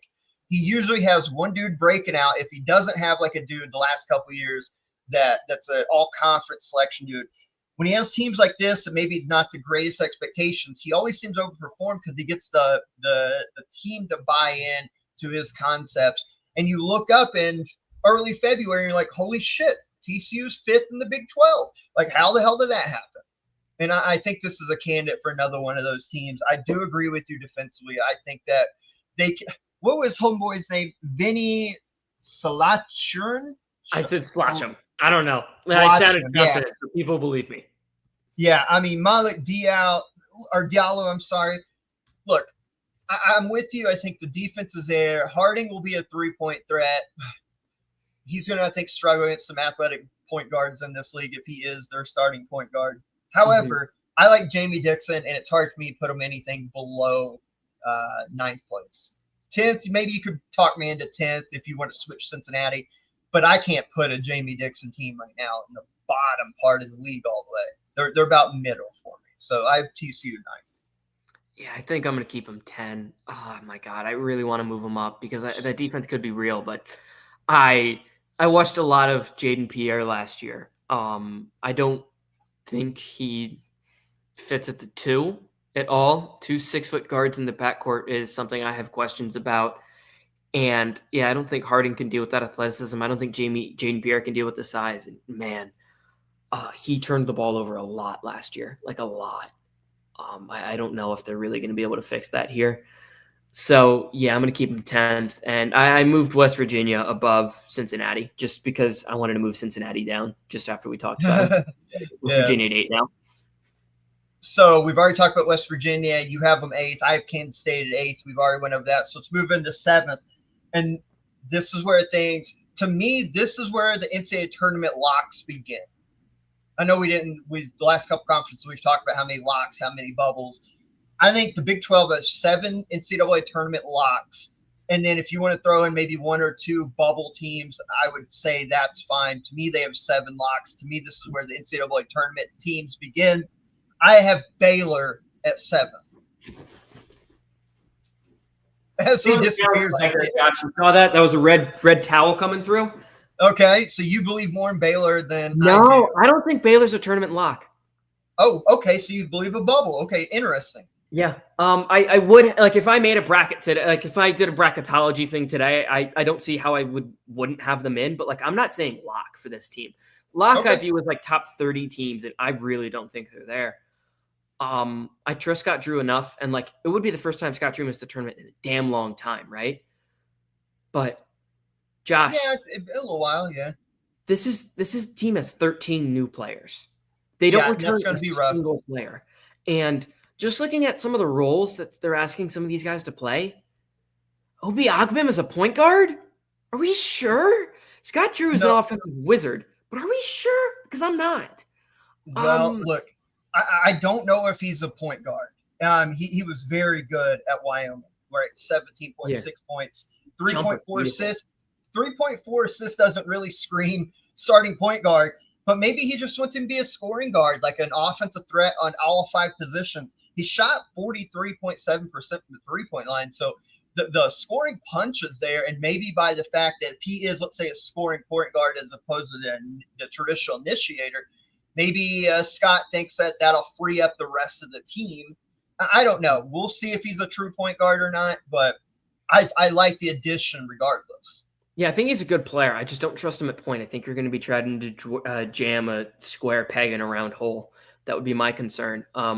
Yesufu, the freshman, 5-star, he's so athletic. He's going to be a very good player. I don't know how he fits in terms of like skill level yet, but like he's so athletic. He's a guy switchable defensively, very, very physically imposing, physically strong. He'll be good. I like this Michael Rataj kid coming over from Oregon State. He really popped off last year, really skilled. I think Drew could use him in a lot of interesting ways. It wouldn't stun me if he was their leading scorer, but also I don't think he's like a leading scorer on a surefire tournament team is the problem that I have. And this is maybe a hot take. I think a lot of people think Dan Skilling's much better than I do. People, like a lot of the analytics nerds and stuff, they really like him. Watching him the few times I watched Cincinnati last year, maybe there is a decent chance, like I only watched like 3 Cincinnati games like in full last year. So there's a decent chance I just caught him on like some of his bad games. But man, when I watched him, he missed so many bunnies. His jumper isn't really there. He's slow. I don't know. I don't see it with Dan Skillings the way other people do. Maybe Scott Drew makes it work because, I mean, kind of the argument we've made with Silas Demery going from whoever Georgia's coach is. I cannot think of his name off the top of my head right now. Mike White. Mike White, thank you. Going from Mike White to Dan Hurley is such a big jump that going from Wes Miller to Scott Drew is about pretty close to that jump that maybe he just makes Skillings look good, and Skillings could even be that offensive initiator, and then you have a ton of size. That would, I think, is the ideal version of this team, would be Skillings at the 1, Ogbim, Yesufu, Rataj. Bodo's hurt right now, but Bodo at the 5. I think that's kind of the ideal version of this team, but I'm not a Dan Skillings believer. I'm really not. He's a guy that I need to see do it to believe it. And like, if I see it in the beginning of the season, I'll be like, the analytics nerds like him. I'm going to trust him. But for now, I don't. That's why I don't think this team's a lock to make the tournament. What I project them to be in, sure. But as of now, they'd be like a 10 seed for me. And I'm not calling a 10 seed a lock in October. Well, okay, I think that's totally fair. Let me give you my definition of a lock preseason. Is when I look at the NCAA tournament, I believe that they will be in that bracket. That's how I'm viewing a lock. So I think however they get there, whether it's a play-in game or not, I believe that they're an NCAA tournament lock because I don't think you'll see a bracket in March that doesn't have Baylor's name on it unless things go sideways in a hurry. We talked about Obi Agben coming in from Wyoming. The one that's interesting to me that could potentially be an X factor for this team is Cameron Carr from Tennessee. When you look at him, you're like, he spent 2 seasons at Tennessee. He played very limited minutes, very limited all because the talent in front of him in the backcourt was so much better than him. But he is still a former top 60 high school recruit. I don't think that Scott Drew takes him on if he doesn't believe he can get the most out of his talent. Coming out of high school, he was able to score the ball like a lot of these high school kind of guards can really show off in AAU and high school basketball. I think if there's going to your point as being an offensive wizard, Scott Drew probably looks at Cameron Carr and thinks, I can get this kid in a spot where he needs to be effective, get him actual playing time because it's hard to really judge when he's playing mop-up minutes at most at Tennessee and free his game up because we know the difference between Scott Drew, his brand of more let's fast, fun offense, and Rick Barnes, where like you're going to defend like your life depends on it. We'll see if that frees him up. I know he's projected as of now to be a day one starter for Baylor. We'll see if that comes to life. Tondo Yesufu, what do you get in the Nike Elite game, or what's it called? The World versus the what is that called, man? The Nike Hoop Summit game. Yeah. I think he had like 24 for the world. He went crazy. Yeah, he was very good. 24 for the world. Here's the thing when I look at his game. I've seen him a few times. I've seen him in the Nike Hoop Summit and watched some tape on him. To your point, very physical. He comes in my notes, I have comes in with a college-ready build. Like, he's very physical. He reminds me of a dude from Arizona we're talking about here in just a little bit. But very physical, downhill dude. The problem, and if you look at scouting reports on him as well, I think it was Rivals had the scouting report written up on him. I think he tries to force being a scorer a little too much at the high school level, where it would take his team out of their offense because he's trying to go get his. That's not going to work for Scott Drew and Baylor. If he's going to have to share the sugar a little bit. But man, what a physical specimen! What a talent that kid is, and you will not be able to. Like, we were talking about some of these dudes who are 6'6", 175 and like twigs. Boy, you're not going to be able to easily knock him off of his point of contact here going to the paint. He is a physical specimen. You talk about Michael Rataj, 16.9 points, 7.2 rebounds, 2 assists, 52.5% from the field, and he made 33 threes for 35% last from Oregon State. That'll play. And to your point about Dan Skillings, look, 9.2 points a game on Cincinnati last year. He will defend. He had no choice to playing for Wes Miller. I think he'll at least, the very least, add some skill, or not skill. I think he'll at the very least add some experience and a defensive threat for Baylor and a change of pace should he come on, let's say, for Yesufu or Cameron Carr, whoever the case may be. I'm curious, and I haven't watched a lot of tape on him, but Andre Iguodala II is on this Baylor roster. He's projected in the depth chart to not play a ton, but if he's anything like Pops, I don't know. Have you seen him play? No. To be full disclosure, I've not seen him play either. So I don't know if he's good, bad, or indifferent. I guess it's just a name for namesake to keep an eye on. But I trust Scott Drew. I think this team's got enough offense. I worry about their front court depth a little bit. We both like Rataj. Bodo needs to get healthy because after him is Caden Powell. Normally, Scott Drew's best teams have physical bigs that can rim protect and run the floor. We'll see. We'll see. Front court, especially at the center role, makes me nervous a little bit. But Obi Agben's awesome. Tande Yesufu is a grown man in a freshman's body. And Michael Rataj really had a breakout year last year for Oregon State. I think there's enough there that they're going to be upper middle part of the Big 12. I have them 7th, and I think they're an NCAA tournament team. Yeah, I would project them to be an NCAA tournament team, but I do have questions that I do want to see answered before I use the L word. Right. Did you have them 7th as well? I didn't. Yes. Okay, perfect. We actually agree on that. 6th. To me, this is where after 1, well, let me know. 1, 2, and 3 for me were relatively easy. 4, 5, and 6 are interchangeable, and this is the order I went. 6 for me is Arizona. Agreed. I have Arizona 6 as well. So we agree. So if you want to go down the roster here real quickly for the Wildcats here, Jaden Bradley's back. He started 37 games last year, 12.1 points, 3.7 assists, 1.8 steals. Here's an interesting fact that when I was going through my stats and notes, when he scored over 15 points last year, the team was only 6-6.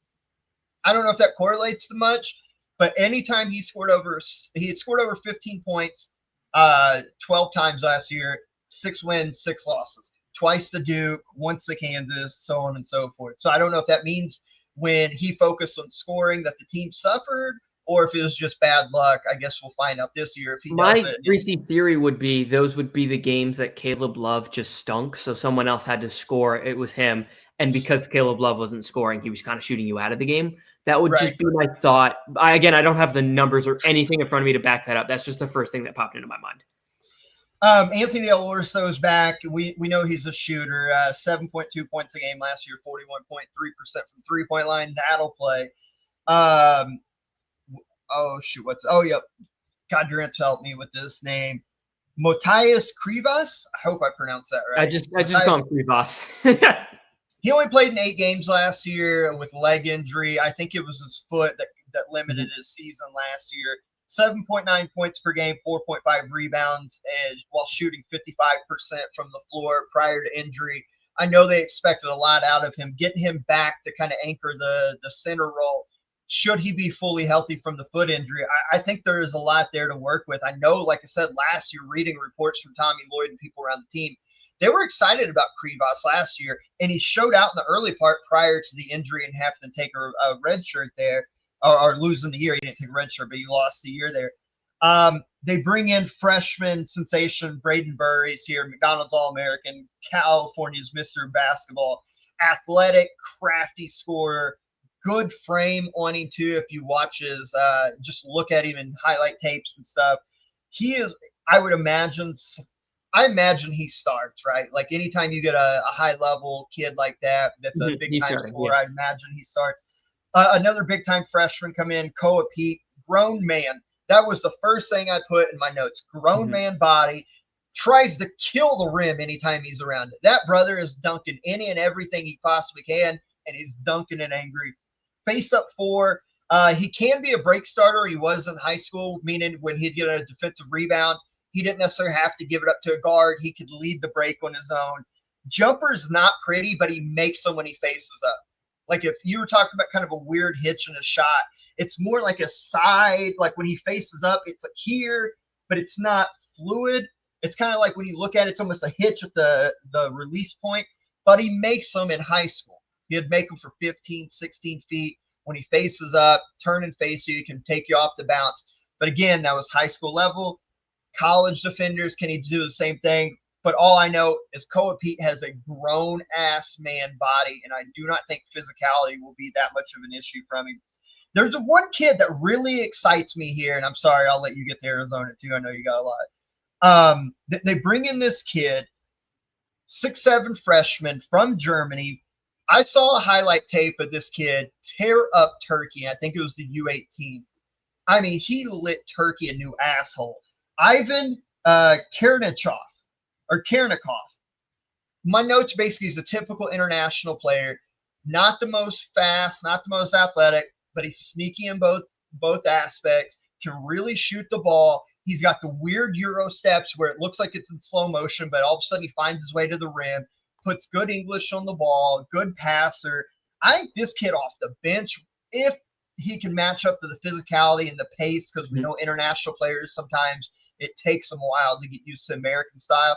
If he could just continually get more used to the American way of things and battling through some of this contact, I think by February, that's a kid you look at as like a sixth, seventh man weapon off the bench, because his skill set, not a lot of players in the U.S. are born with that, or at least taught that way. He's very technical, but in the most positive sense. And then Toby Awaka, we know him from Tennessee. He had a good year last year with Arizona, 8 points, 7.8 rebounds a game. He's going to defend his balls off, can't shoot really, but he's going to defend. He's going to be there for all the hustle plays. There's honestly a lot to like about Arizona. I just think there's 5 teams that I prefer better right now. Yeah, I don't adore this Arizona team. I like them. I don't love them. You mentioned Koa Pete. There's nothing I really could add to that other than I think he's the 4th best freshman in this class, just behind Boozer, Peterson, who we'll talk about later, and oh my God, who's Devanza, who we'll talk about later. Yeah, I think it's coming up. Yeah, I think he's the 4th guy of those 3. I think he's pretty definitively the 4th guy, frankly. And then there's a little bit of room for a CNAC, a little bit of room for some of the other guys. I'd have him meant a little bit lower, but like, he's the 4th guy to me. I think he's quite good. Burries, I think, is quite good as well. With size, can shoot it on the wing. Wired to score, truly. Really effective at all 3 levels, but probably a little bit better from the outside than he is the inside. And Jaden Bradley, I think, is a very good facilitator and defender. He does the little things, and he's fast as hell. He might be the fastest player in the country. He is fast. So I like those 3 quite a bit. A little bit of questions with the inside. More people are like definitive with answers with Awaka and Krivas. I think they're both solid. And like, I really like Tobe Awaka. You know how we've talked about Tobe Awaka the last few years, but a little bit of questions there with defense. Awaka's not a great defender. He's 6'6", great offensive player, insanely great rebounder, especially for his size. He is awesome. Krivas, people love his potential. I'm worried about how he comes back from the injury. That does give me a little bit of question that maybe that kind of stunted the progress we were seeing. So that does give me a little bit of question, though I can see like he does have multiple post moves he can go to, which is definitely an asset. And Trevor is definitely not listening to this. If you are, Trevor, I give you full permission to yell at me over text. Anthony DeLorso's just okay. He's fine. It wouldn't stun me if... He's a shooter, right? I mean, he's a shooter. Yeah, it wouldn't stun me if Karchenkov, or however you pronounce it, ends up starting over him. If he proves to be that guy. Frankly, I think the best version of Arizona is him proving himself to be better than Anthony DeLorso. But DeLorso's they're both solid. Yeah, they're both solid. I don't love the depth on this team. Aside from, like, we've talked about those 7. Those are the only 7 I really trust. I think Aristide can also be a decent player. But they love him. If you read like the Arizona like message boards and beat writers from like the Phoenix Daily Times or whatever it is, they love Aristide and believe he could be a big time player for this team. And I watched the tape. He's a good player, but I just don't see it right now. He's another one of those kids that's got like a good frame. Like Arizona's built a team that's like good body. Like they're the all body team, right? Yep. But he's not an elite shooter. He's an okay shooter. He's a downhill driver from the clips I saw in AAU. And he's just kind of like every freshman that comes in the country now with a really good body. Agreed. You know what I'm saying? So I'm not saying he won't be a good player this year, but he doesn't. It might take him a year or 2 to hit the final. Exactly. 100%. Like if we talk about a sophomore year, Dwayne Estadi, like then maybe like, oh, okay, now he's kind of get closer to final product. Hey, did you watch any tape real quick on the Karen Chunikoff kid? I didn't see enough. No, I plead ignorance. Yeah. When you get a free minute, go watch it. That kid, for a freshman international, really gets me excited about what he could be in the future. And if he is as good as like what he did to Turkey in those clips I saw, my God, he almost made Turkey just not even want to play basketball from the clips I saw. So like he's got the potential, but physicality, of course, the American game is a lot different. But no, I think Arizona is going to be a really good team. Tommy Lloyd always kind of builds these really fun, high-level energy, going to score a lot of points, going to have a rim protector, going to have a big, if Krivas is back, that can move the ball, can score around the rim. I think that could be a lot of fun to watch this year, but we both have them 6. I hope people in Kansas don't hate me, but I've got the Jayhawks 5th. I don't know if you've got them where you've got them, but I have them 5th. I have them 5th as well. I think I could move them up to 4th. I could We'll too. talk about the team we have 4th later. I imagine the team. But yeah, I'm 5th right now. So here's the thing. My worry was shooting. Like, Darren Peterson's awesome. He's going to be a top 3 pick in next year's NBA draft. Top 3, maybe 4, whatever. Top 5, we'll say. He's awesome. I'd even say he could be top 1. Could be, right? Depending on how everything goes. He's amazing. Like, he's going to do it all. Flory Badungan, we talked about this a few shows back. The sophomore jump, he almost transferred, decided to come back. I'm sure Bill talked to him. He's like, hey, man, this role's yours. Athletic kid that plays above the rim, that runs the floor. He's got all the talent in the world from Kokomo High School. He needed to get stronger. I think physicality really bothered him because even at 6'11", he wasn't the most physically fit. If he put on, let's say, 10, 15 pounds of muscle, I think he's going to be fine. I don't think he's going to be KJ Adams because KJ Adams was athletic, physical, but he can add a little something at a higher, the more height to him. I think Flory's in for a breakout sophomore year. My whole thing was the thing we saw the last 2 years from Kansas that killed them. They couldn't shoot a lick hardly. Peterson will be able to shoot. You bring in Jaden Dawson from Loyola Chicago. You bring in Melvin Council Jr. from St. Bonaventures.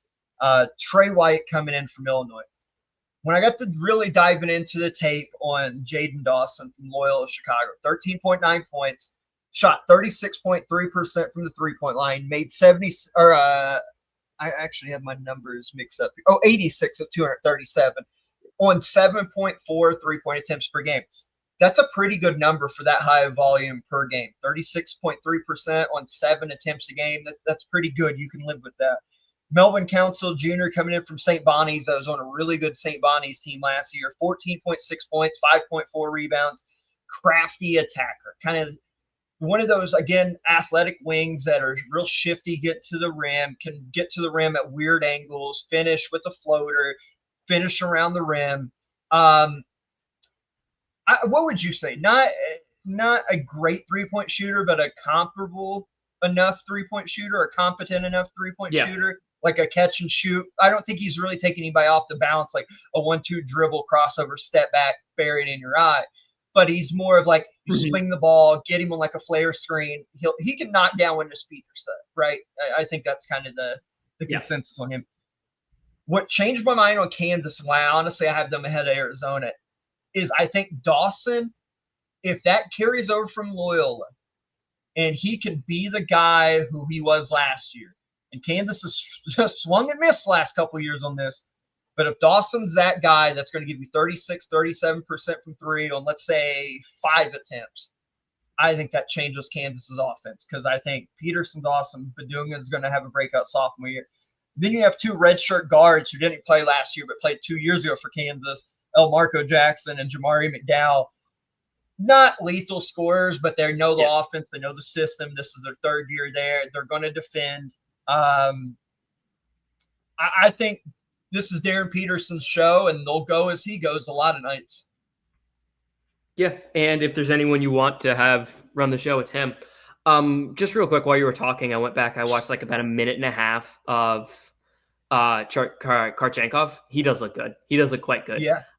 I don't think the athleticism is really all the way there, and I don't think he really can drive by someone in the half court, but the jump shot is pretty, and he's a pretty aggressive defender. Good moves pretty well laterally. He's good. He's solid. But yeah, I see what you see with physicality. But yeah, here, Peterson, in terms of just scoring prospects, when is the last time we've seen someone that scored like Darren Peterson?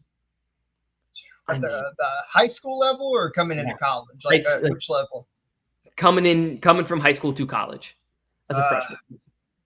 I mean, this highly touted, I don't know off the top of my head. I'm sure there's some like 3-star kid, but like, I mean, just at this level of scoring and how it's going to translate to the NBA, because he's going to be in the NBA in a year.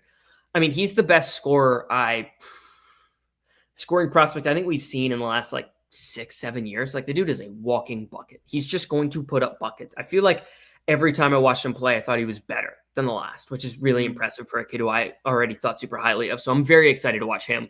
Dawson, you mentioned Dawson. I actually like Melvin Council quite a bit. Again, jack of all trades, master of none. He does everything pretty well. Decent rebounder. More of a secondary ball handler, but he can be a good facilitator. He's got a high ball IQ. He can be switchable defensively, 6'4", but he is pretty long. He plays bigger than that. Not a great athlete, but a solid enough athlete. I like him a decent bit, probably a little more than projections. Trey White's fine, and I think Flory's actually going to take a huge jump. I think he's going to take a massive jump. I could see him maybe not working his way into the lottery, but like first round NBA talent type. So I'm higher on this Kansas team than most seem to be. Kansas would be a team that'll probably make my top 15, 20. I think they're below they're like slightly below St. John's, but like they're in the same realm to me, honestly, which I think would be a hot take if you asked most people in the country. Granted, I picked one team that I'm higher on and one team that I'm lower on to make that take. So shocker. But yeah, I think they're quite good. Concerns I have would be we do need to see it with Jaden Dawson. We do, and I don't adore the depth like at all. Paul Mbaya decommitted from NC State. Just flat out, I don't think he's any good. Bryson Taylor's fine. Cole Rosario, they asked to reclass up and was like a fringe 4-star. They like him, but like, okay, great. And then Jackson McDowell, we need to see much more from to even give a little bit of help in the backcourt. But I really think it's just the starting five. And they're a Flory injury away from being quite bad. Aside from in the front court, especially in the front court. I mean, God forbid something happens to Flory Badungan. They're going to have to play essentially 5 wings, like 5 guards and wings. Mm-hmm. Like, and it's so weird because what's Bill Self when his teams are rolling historic at Kansas? Not just one, they usually got them in multiples because he loves to run the 4 or 5 high-low. Yep. Right. He's always had a 4 and a 5 man that he really trusts. Go back to the Morris twins. Go back to, even last year with Dickinson and KJ Adams. Like historically, he's loved to have a 4-man and a 5-man that can high-low action on a backside seal. He doesn't have that this year. I think you'll see more of a modern style. Not that he ran an outdated offense by no means, but you're going to see a lot more of kind of spread offense, I believe, because even if Flory can't really shoot the 3, or at least he's not proven it to this point, maybe he worked on it in the summer, you could start him in the short corner in the dunker spot and get some dribble penetration. Then all of a sudden his man slides up to help. You throw the lob at the rim. You can run a 4-out, 1-in offense or almost a 5-out and let him rim run. I think Council Jr. doesn't have to be great for them. He's just got to be a dude that's consistent. Can get to the rim, can make his set jump shots. I mean, this may be a terrible comparison. I'm just trying to think off the top of my head in recent Kansas history. He needs to be like Grady Dick. Like, Dick was good his freshman year at Kansas, but I wouldn't say he was particularly great. I know he got drafted and all that. If he could be someone like that Grady Dick-ish, I almost said Ochai Agbaji, but Ochai Agbaji was amazing. But if he could just be reliable, like a reliable scorer, I think that's going to go a long way for Kansas. But I think this team's good. But, man, you're right. If somebody goes down to the front court, particularly Flory, this team is, they're in a world of trouble, I believe. Mm-hmm. Team in the 4th spot in this league, I have Iowa State. Yep, we agree as well. So I think from here on out, we may agree. We both got Iowa State. I've been doing all the talking here. Let's hear you. Tell everybody why we have Iowa State at 4. Yeah. So the first thing I'm going to say about Iowa State is that if Josh Jefferson gets hurt, this team is fucked. They are fucked. It drops them. Breakout last year. Yeah. If he gets hurt, it drops them from 4 to me to West Virginia tier, like immediately. Like, their defense pretty much entirely depends on him, and he is so good defensively. He's switchable. He can guard the perimeter, and he's a very good rim protector as well. And their other bigs are built with him in mind because they're very much offensive-minded. Blake Buchanan and Eric Mulder are both quite good offensive players, very skilled. They know how to navigate space in the low post, catch, keep it high, finish, very fundamentally sound. They are built with Josh Jefferson in mind, a guy who is big, can block shots, and then on the other end can kind of stretch it out from 3. enough to like make you respect him, but more so really good passer. Jefferson is an excellent player. I don't think he gets nearly enough credit nationally. That if he gets hurt, I think it'll have a substantial impact on this team. This team would go from like a top 15 team, a team that I really like, to if he gets hurt, it would not only bump them out of the top 25, I think that team would miss the tournament. Genuinely. I think they'd miss the tournament. I think he makes that much of a difference. And for the most part, individual players don't make that difference. I think he does. I think he changes literally everything. But yeah, just mentioning him because I think he is awesome. I think he is tremendous. Then we look at the backcourt for this team. Tamin Lipsey, I mean, point of attack defender, probably the best point guard defender in college basketball. Like amazing defender, really good facilitator. He knows how to run a team, really solid at really solid mentally, really good at all those things. Not a great shooter, but good at literally everything else. He's quick too. Does that all. Milan Momcilovic, really good shooter. Nate Heisey will also probably play a lot. Really good shooter. Both those two guys are going to have to catch, shoot, hit a ton of shots. Momcilovic, I think we're going to see a better version of him this year. He's getting better. We've seen the progression. I think he's going to be quite solid. Coach Otzelberger has done a tremendous job with this team, so I tend to trust him. And then with the other guard spot, there's three guys. Killian Torrey, I think to me is more – the two freshmen is what I'm going to start with first. Torrey and Bateman are completely polar opposite players, despite both being 6'3" freshmen that look relatively similar. Torrey is an athletic freak, gets downhill. That is pretty much all he can do. He is a straight line driver. He's athletic, really can jump at the gym. And Bateman, on the other hand, straight up just a shooter. He is going to be an awesome shooter. He keeps that jump shot high, really good form. It's going to be consistent. They're going to need him to hit shots this year with Lipsey, with some of these bigs being more interior players. They're going to need him to help really space the floor, and I think he can. Very good shooter. Yeah, and then Dominic Nelson, lastly, the transfer from Utah Valley. Usually I'm skeptical of a player of this profile, 6'5" guard who really just wants to attack the rim. Like that is pretty much all his game. He is an awesome slasher, similar to Keyshawn Gilbert, but from Utah Valley, so I would be skeptical. But I went back, I watched him today. I do see the vision. He's pretty athletic. He knows how to navigate space very well. He's got some really good moves and some shifts to him that I do like his game. I do have to question it solely because it's Utah Valley to Iowa State. But what I saw on tape, I liked him a lot. So I wish I didn't have to ask the questions that I do. That'll be a guy I probably buy into quickly. And I really like Keyshawn Gilbert last year. So I imagine I'm going to like this kid quite a bit.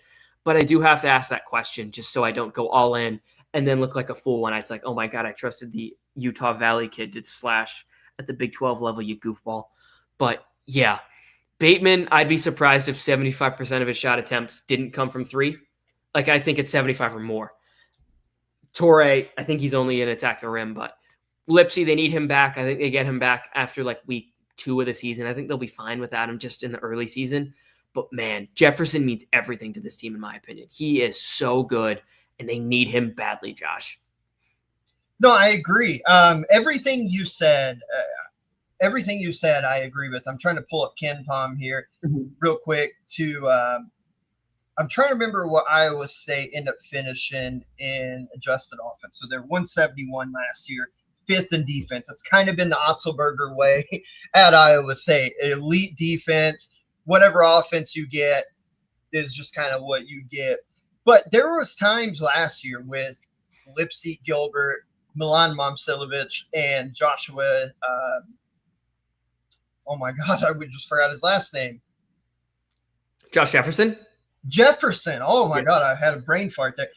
That they were able to give you enough points, like 84 was the most really that they scored, but it still ended up being enough because you played behind elite defense. Like they held that really great Creighton team to a great scoring team, to 58 points. They held Iowa, who is historically a good offense, to 53. They held Kansas, who we know they struggled offensively, 61. They held Texas Tech, that had a really good offense, of 60. So you get the point. They're going to play behind their defense again. To your point with Jefferson, at 6'9" forward that can face up, but his switchability, that he got matched up on Hunter Dickinson and put him in the clamps last year at times, down on the block. Can step out if you have to switch, can step out and check guards on a switch and maybe ice a ball screen if need be, and then recover back to the center on a roll. So his defensive ability, Tamin Lipsey's injury, I need to know when he comes back and when will he be at 100% full strength, because to me that changes everything as well. if he, let's say, he's not full 100% strength till middle December, they could get clipped a couple times before then, because then you're going to your backups, and you've laid it out very well. Like Killian Toure, freshman, you're putting the ball in the hands of a freshman that may end up being really good, but Taman Lipsey knows the system, knows what they're expecting, knows where the shots are supposed to come from, and he's a scorer himself when need be. Toure, it's going to be a change of pace. You said that about Bateman. What'd you say? 75% of his field goal attempts come from three, at least? Yeah, that'd be my guess. Yeah, I would agree, but at least you want snipers on a team that's very defensive-minded. That's what we kind of worried about with Cincinnati, is the lack of shooting ability. Momcilovic wasn't at the end of last year that he kind of was dealing with a little bit of injury. I think maybe he missed the Arizona game, and then they fell off. He's a huge key considering his ability to – I don't want to get Big East fans that more mad at me. I'm trying to say this as a compliment. Momcilovic is what Alex Karaban is to UConn, is what Momcilovic is to Iowa State.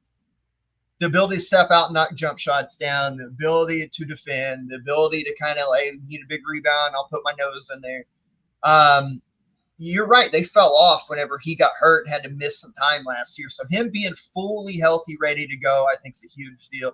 But I think there's a lot to like, because, again, I tend to trust teams who will defend, but you can't be all defensive and no offense. But as long as Lipsey's healthy, you've got enough, I think, scoring and, most importantly, returning starters, that this team is going to be a top 4 team in the Big 12. So we both have them fourth. Third for me is BYU. Third for me is Texas Tech. Perfect. I have them second. So obviously that leaves Houston as number 1. Let's talk about all three of these.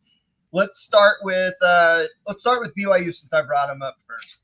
I have them third. There is a lot to love about this team, DeRosa. Rob Wright, the third, coming in from Baylor, 11.5 points, 4.2 assists. I wrote down in bold letters, electric. Yep. When you watched him at Baylor last year, motherfucker was electric.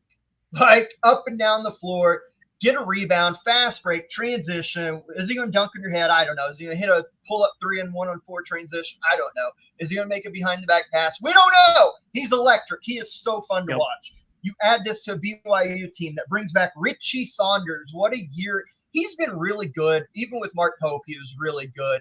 He's just that energizer bunny that, I say this jokingly but lovingly too. He's like that dude that's on crack, that's outside the Circle K. Like, he's sweeping the ground in the rainstorm, and then all of a sudden he's painting the building.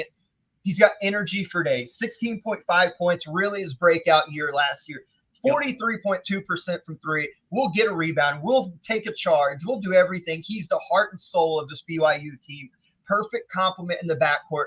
When you talk about electricity with Rob Wright III, up and down the floor, doing all this fun stuff, you have a dude that matches that same energy and is a sniper. Richie Saunders, Rob Wright III will be such a fun backcourt. Kennard Davis coming in from Southern Illinois, 16.3 points, 4.9 rebounds, 2.6 assists, 37.6% from 3. You add another 3-point sniper. You've got Richie Saunders. You've got Kennard Davis Jr. You got Rob Wright that can make threes. Oh, did we mention that they're bringing the number 1 freshman, AJ DeBonsa? Potentially the number 1 pick. I mean, a do-it-all 6'11" forward that can be a point forward, lead the breaks, go dunk on somebody's head, work in the post, face up, step out and hit threes. Yeah, I mean, the number 1 player went to BYU. I just let that set in. Kebakita is back, undersized center, but works his dick off, strong as an ox inside. You bring in Nate Pickens, Dominic Diamande, Mihailo Boskovic. What I think he's from Croatia, I believe. Somewhere somewhere. Yeah. You know how the international dudes get down. You're talking about a 6'10" dude that can stretch the floor. Dude, there is a lot to love about BYU. And not to mention their coach Kevin Young led them to a Sweet 16 in his first year. And he's an NBA dude that runs an NBA offense. That means they're going to spread the floor. They're going to launch threes. But they proved last year they're going to try to defend a little bit too, even if games against like Alabama didn't particularly look like it. Yeah. With this team, that would be my pretty much entirely. I think the big three is awesome. Right? Was the Wright was the best player at Baylor last year for long stretches, if not maybe even pretty much from December on even. Like he was because Edgecombe struggled a lot of the year last year. He did. Yeah, Edgecombe and struggled. Jeremy Roach didn't really show up, honestly. Like, yeah. So Wright was awesome. Richie Saunders was the best player at BYU last year, just bar none. And AJ Benson's the best freshman in the country. So that big three versus anybody's big three, I'm probably taking BYU's. It's just the rest of the roster for me. I think they've got solid pieces. Kennard Davis, good shooter. Dawson Baker, good shooter. Those guys know their role. They're going to play it. Dominique Diomande, really athletic. He was a guy that Washington people were pretty high on last year. He wasn't going to play. But yeah, they lose him. He goes to BYU. There's some international connection there that I imagine was how they got him. I imagine he looks decent at least. Like he'll play pretty well. And yeah, just with those guys, I trust him. That gives you a pretty good, 7? And then Keita defensively is going to be an anchor. He's not the biggest, which does give me some concern for rim protection because AJ Benson I don't think is going to be a great rim protector. No. Like he's not a prospect in the same mold of Cooper Flack, who's better defensively. I think he'll be a good rotational help defender. Not like in the sense of like he's going to play behind, stand his ground, and block your shot. He's going to catch you from the weak side and throw it in the fifth row. Does that make sense? Agreed. Yeah, but he's not the guy that you want as like your last line of defense, just walling up, trying to like prevent someone. That's not his game. And no disrespect to him, he's a wing. He played a lot of guard even. But Keita, last line of defense, he's a good defender. Zaven Stanton, the backup, I don't think particularly highly of. I won't lie to you. He had the reputation of being one of the better shot blockers in this class. I just kind of think a lot of that was an AAU ball. He was going against some pretty low-level competition at Pro 16, the Puma circuit. That's like really just starting up. He was one of their first like big pieces. I don't know. I think he's okay. I think he's fine, but like he wouldn't be a guy I'd really want playing big minutes. So I really hope for their sake Keita plays all season, and then maybe you can get something from a Boscovich who I haven't looked into much, or some of these other guys. But like the core like three to me is awesome. Then you zoom out a little bit. It's like Baker, Keita, Davis. Okay, those guys can really play. There's your six. It's like that six is about as good as anybody's six. Then you zoom out a little bit more. A little bit of questions, but I think they can find a piece or two to answer those. I think this team is very good. I think they will struggle a decent bit defensively. That would be my concern, but I think they're going to be able to score with anybody. All you really need, especially tournament time, 7 or 8. That's all you need anyways. Yep. And an underrated fact, or not fact, I guess it is, their home court advantage is crazy. Yeah. Like, good luck going to Provo, right? Provo, yeah, good luck going to Provo and getting a win in that environment with the students like that but like, you know what I'm saying? Like all around you and they're no caffeine, no alcohol, no problem. Yep. They show up. Yep. So you have BYU second. I have them third. You have Texas Tech third. I have them second. Let's talk about the Red Raiders. Yeah. JT Toppin, league. You're going to ask me later, but he's the player of the year. We have, I guess, credit. When he was at New Mexico 2 years ago as a freshman, we both jumped on him very early when the rest of our panel, Trevor, and when Phil was on here, and people, they're like, I don't know. And you and I were beating that drum his freshman year back in December of that year. So we were there. And look at us. I mean, those guys ain't here right now. We're the ones who are here. There's a reason. Yeah. Plan. But yeah, he's probably a decent pick for National Player of the Year. Just it's him, Braden Smith. Obviously, there are other people that can win it, but I'd say those are the two favorites. Toppin's amazing. Christian Anderson was awesome over the summer, dude. I don't know if you saw his U19 games with Germany. Holy shit. I saw just some highlights, not a whole lot. Dude, he was spectacular. He was so fucking good, Josh. Holy shit. He is amazing. Those two are awesome. 1-2 punch, that's going to be amazing. That 1-2 punch is awesome. And then we look at the rest of the roster. It's quite good. Donovan Atwell. I don't know why my autocorrect changed his name from Lawan Watts to Brian Watts. I guess it really wanted me to not talk about him and instead Tyree Bryan, who also is a very good player coming in from Santa Clara, if I remember correctly. Those three quite good, especially with the point guard center duo. As good a point guard center duo as you're going to find in the country. Probably rivals Purdue's. Yeah, some other teams, but yeah, like right there. Like that duo is excellent. I'd have some questions with the depth. I think Bamgboye is actually a very good big. He was a guy I wanted some of my schools to really go after, but Texas Tech was like, we need a backup big who can really defend. We're going to pay this kid a ton, and they got him. Excellent shot blocker. Don't ask him to do much offensively, but shot blocking, he's an excellent shot blocker, excellent rotational defender. Will really, I think he will win them some games, even as a backup 5 if he's coming off the bench, just because of how good he is defensively and how he can truly man the interior. And you can probably play him next to Toppin and just have 2 bruisers in some games. That I think it kind of adds some flexibility to how they want to run their team. And Josiah Mosley's the kid I watched at Nova. The potential's there. He has not actualized it yet, but there is some potential there. But the depth for me, particularly in the backcourt, is a huge question. It's freshman Jalen Petty, who I've heard some good things about, but I need to see it first. Nolan Groves, Leon Horner, haven't heard much about either of those two really at all. Same with Jazz Henderson.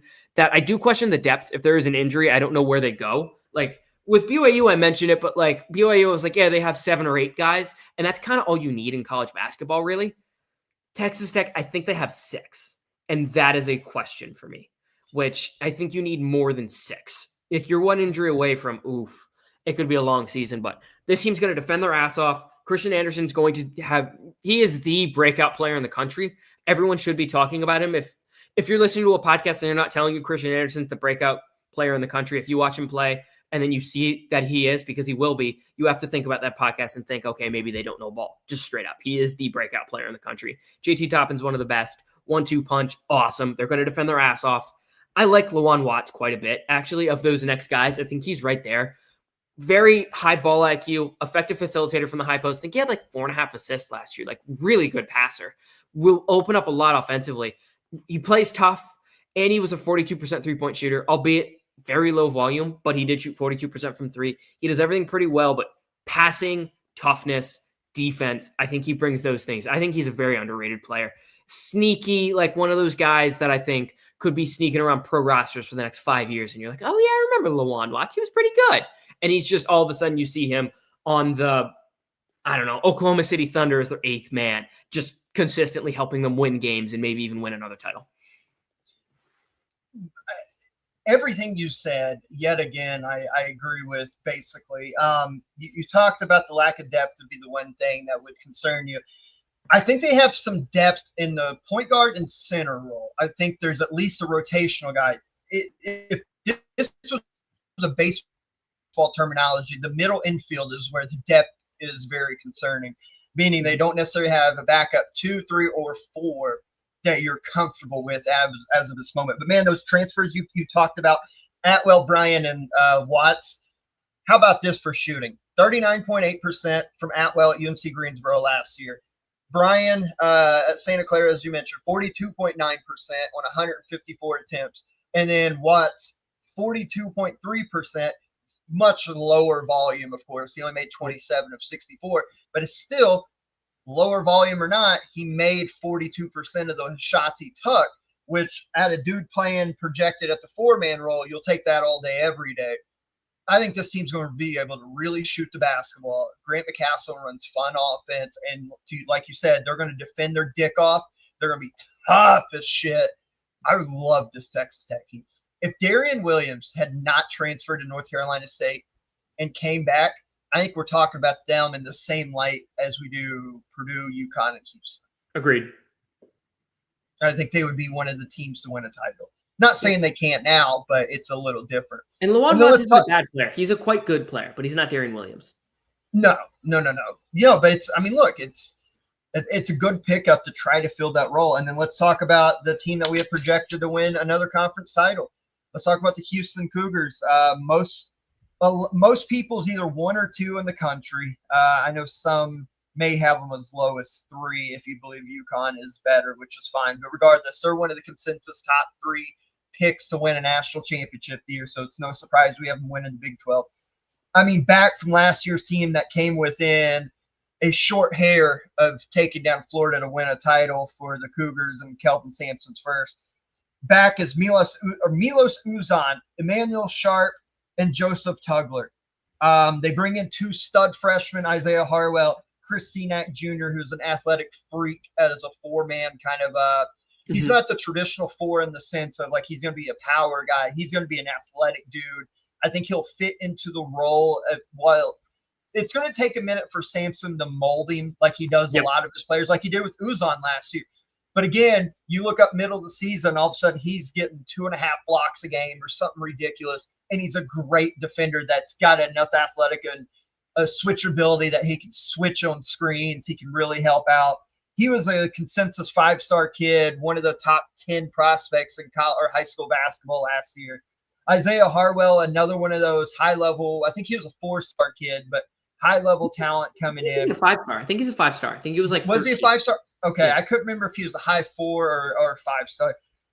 Milos Uzan coming back, Emmanuel Sharp, arguably the best backcourt, not only in the Big 12, but in the country. We saw what they were able to do last year. Once Uzan got more confidence and Kelvin Sampson had to yell at him about, take your shot. Like, we didn't bring you in here to hesitate. Be aggressive, take your shot, play smart. And then once he bought in defensively, it was over with. Houston tuck off like a rocket ship. Emmanuel Sharp's going to be able to knock shots down from the outside.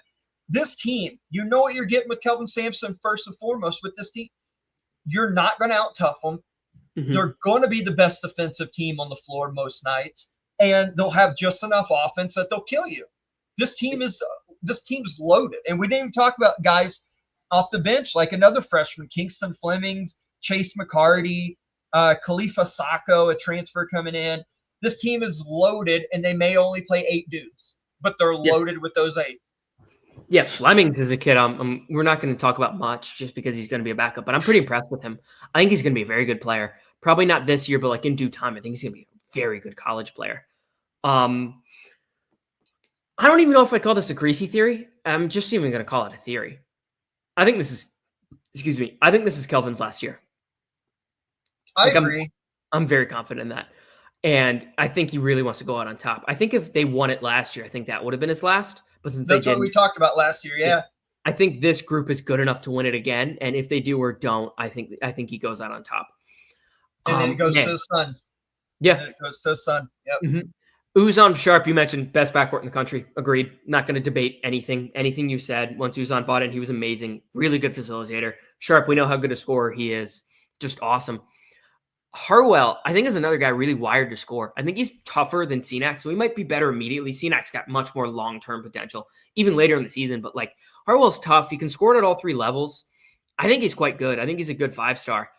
He's able to pull up consistently, particularly from the mid-range. I think he's better from outside rather than he is inside. But yeah, I think Harwell is good. Senac probably needs a little more muscle, needs a little more of that like Kelvin Sampson like tuning you said. Athletic as all hell, dude. Super athletic. And then Joseph Tugler, we know what we're getting out of him. Physical, rebounder, really good defender. They give you all that. And with most teams that question depth, I don't know. It's Houston. They'll have 3 or 4 more rotation bigs that are just tough and just have that Sampson energy that I'm not even going to question it. Like, I'm not even going to consider questioning it unless they don't have it during the season. That's when I'd raise the question. I trust it for now. I just will. This team's going to be awesome. They're my number 1 team in the country. I think this is Sampson's last year. If he wants to go out on top, I think this is a great way to do it. This team rules. Yeah. And you set your successor up, which is probably going to be his kid, with Kingston Flemings, who's going to be one of the best guards in the country in 2 years.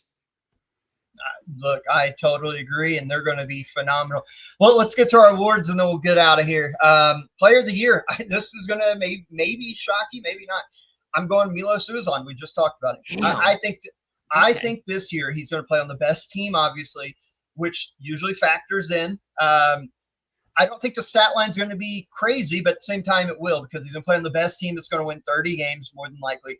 He's going to average, I'll say it now, he's going to average 13.9 or 14 points a game, 7.5 to 8 assists a game, because he knows the system better. He knows how to get shots involved or more people involved in shots, easy layups and threes. So 7.5 to 8 assists a game, and I think he averages 2 steals a game. I think factoring all that, he'll be player of the year in the conference. Interesting. Uzan was a guy I wasn't even certain I was going to put on my first team all conference. So that's interesting to me. I'm going with JT Toppin. Yeah. That's a good one. Pick. Especially you mentioned all the shooting Texas Tech has. That's just more space for JT Toppin. Of course. Yeah. And his rebounding numbers could be good because they're going to miss some of them. They're going to be absurd. Gonna be. Yeah. Coach of the year, this sounds like a cop-out, but if you run the table in this league, which is very possible, and you're as good as they should be, Kelvin Sampson. Especially if they kind of get wind, it may be his final year. If they get wind its final year, it's definitely Kelvin Sampson. So Yeah. because of that, I'm not going to put Kevin Young there. They wouldn't give that to him over Kelvin Sampson. So I'm going to go Sampson. Freshman of the year, there's multiple. I know a lot of people go one of them, but I'm going Darren Peterson just because I think he Okay, cool. So he controls everything considering he's going to play point guard for Kansas. DeBonsa is going to need some help from Rob Wright, Saunders in a lot of cases. Peterson controls the pace and everything Kansas does. Because of that, I think he will have a slightly more bigger impact than DeBonsa will. And that's not saying DeBonsa won't have elite numbers. Agreed. And that doesn't necessarily also mean Darren Peterson will be the number one pick, obviously, but he's going to be asked to do more for Kansas, and I think he does more versus DeBonsa has Rob Wright, has Richie Saunders, has some of these other guys. Yeah, exactly. A lot's going to be riding on Darren Peterson's shoulders this year to bring Kansas back. Newcomer of the year. And I got to ask about this. Well, why wouldn't you give it to a freshman because they're technically a newcomer? We do this for transfers. This is basically like a transfer coming into the league awards, what this is. So not freshmen per se. To me, there's one easy answer, and I want to see yours to see if you got it too. For newcomer of the year? Yeah. So I'm sorry, someone just called me. I just had to hang up. What did you say for your last point? I just want to. To me, there's an easy answer for this. For somebody transferring their first time in the league that's not a freshman, there's an easy answer for this for newcomer of the year. So I was just going to go with Darren Peterson again, but if I want to try to pick a transfer that you think as the game I want to play, okay. Let me see. Who would Josh say? Looking at some of these teams, I mean, there's an easy one in my opinion. So it's not Rob Wright then, because that would have been the first name that came to mind because he's the first, He would be second. Huh. Interesting. Who the hell are you saying? PJ Haggerty? PJ Haggerty, yes, sir. Okay. Because think about what he's capable of doing, and in that offense where Tang's going to probably just allow him to chuck it a bunch. Yeah. There's going to be a lot of big scoring nights. Yeah. Yeah. Okay, I can get behind it. Yeah. I would put Rob Wright second. Yep, makes sense. First team all conference. I had to rearrange one of these because I totally forgot to add somebody. So I've got Milos Uzan and Emmanuel Sharp from Houston. Makes sense to me. Darren Peterson from Kansas makes sense. JT Toppin from Texas Tech. And because I don't know the injury status, I'll go AJ DeBonsa instead of Taman Lipsey. I had Lipsey because we think Iowa State's going to be pretty good, and he's going to be the main ball handler and key of that piece, or key cog in that wheel. But because the injury could cause him maybe to miss some games, I'm going to go AJ DeBonsa. So we have the same five, so I just want to spice it up and pick someone different just because I can. I'm going to take off Milos Uzan, and I'm going to put on Christian Anderson. But perfect, yeah. Yeah, I have the same five written down. I had Uzan, Toppin, DeBansa, Peterson, Sharp written down, but instead, just because I can't switch it up, I'll just go all in on the Christian Anderson boat. I love it. Well, there's the Big 12 conference preview. This league is projected to be pretty damn competitive, pretty good again. You got multiple teams out of this league that could make a Final Four and win a national championship, and a handful of others that if you told me they found themselves in Sweet 16, I wouldn't bat an eye. There's going to be another very good league this year. Maybe not as strong, to DeRosa's point at the very beginning of this, as years past, but still a very competitive, very good league that'll be fun watching night in and night out. Wrapping up episode 233, the Big 12 conference preview for DeRosa and myself. We appreciate you guys watching. If you've watched on the YouTube video or go back and watch, please leave a like. Leave your comments so we can see it for the next video, which will be the ACC preview coming up soon for episode 234. Please subscribe to the channel. But until the ACC preview in a few days, we will catch you guys down the road. Peace.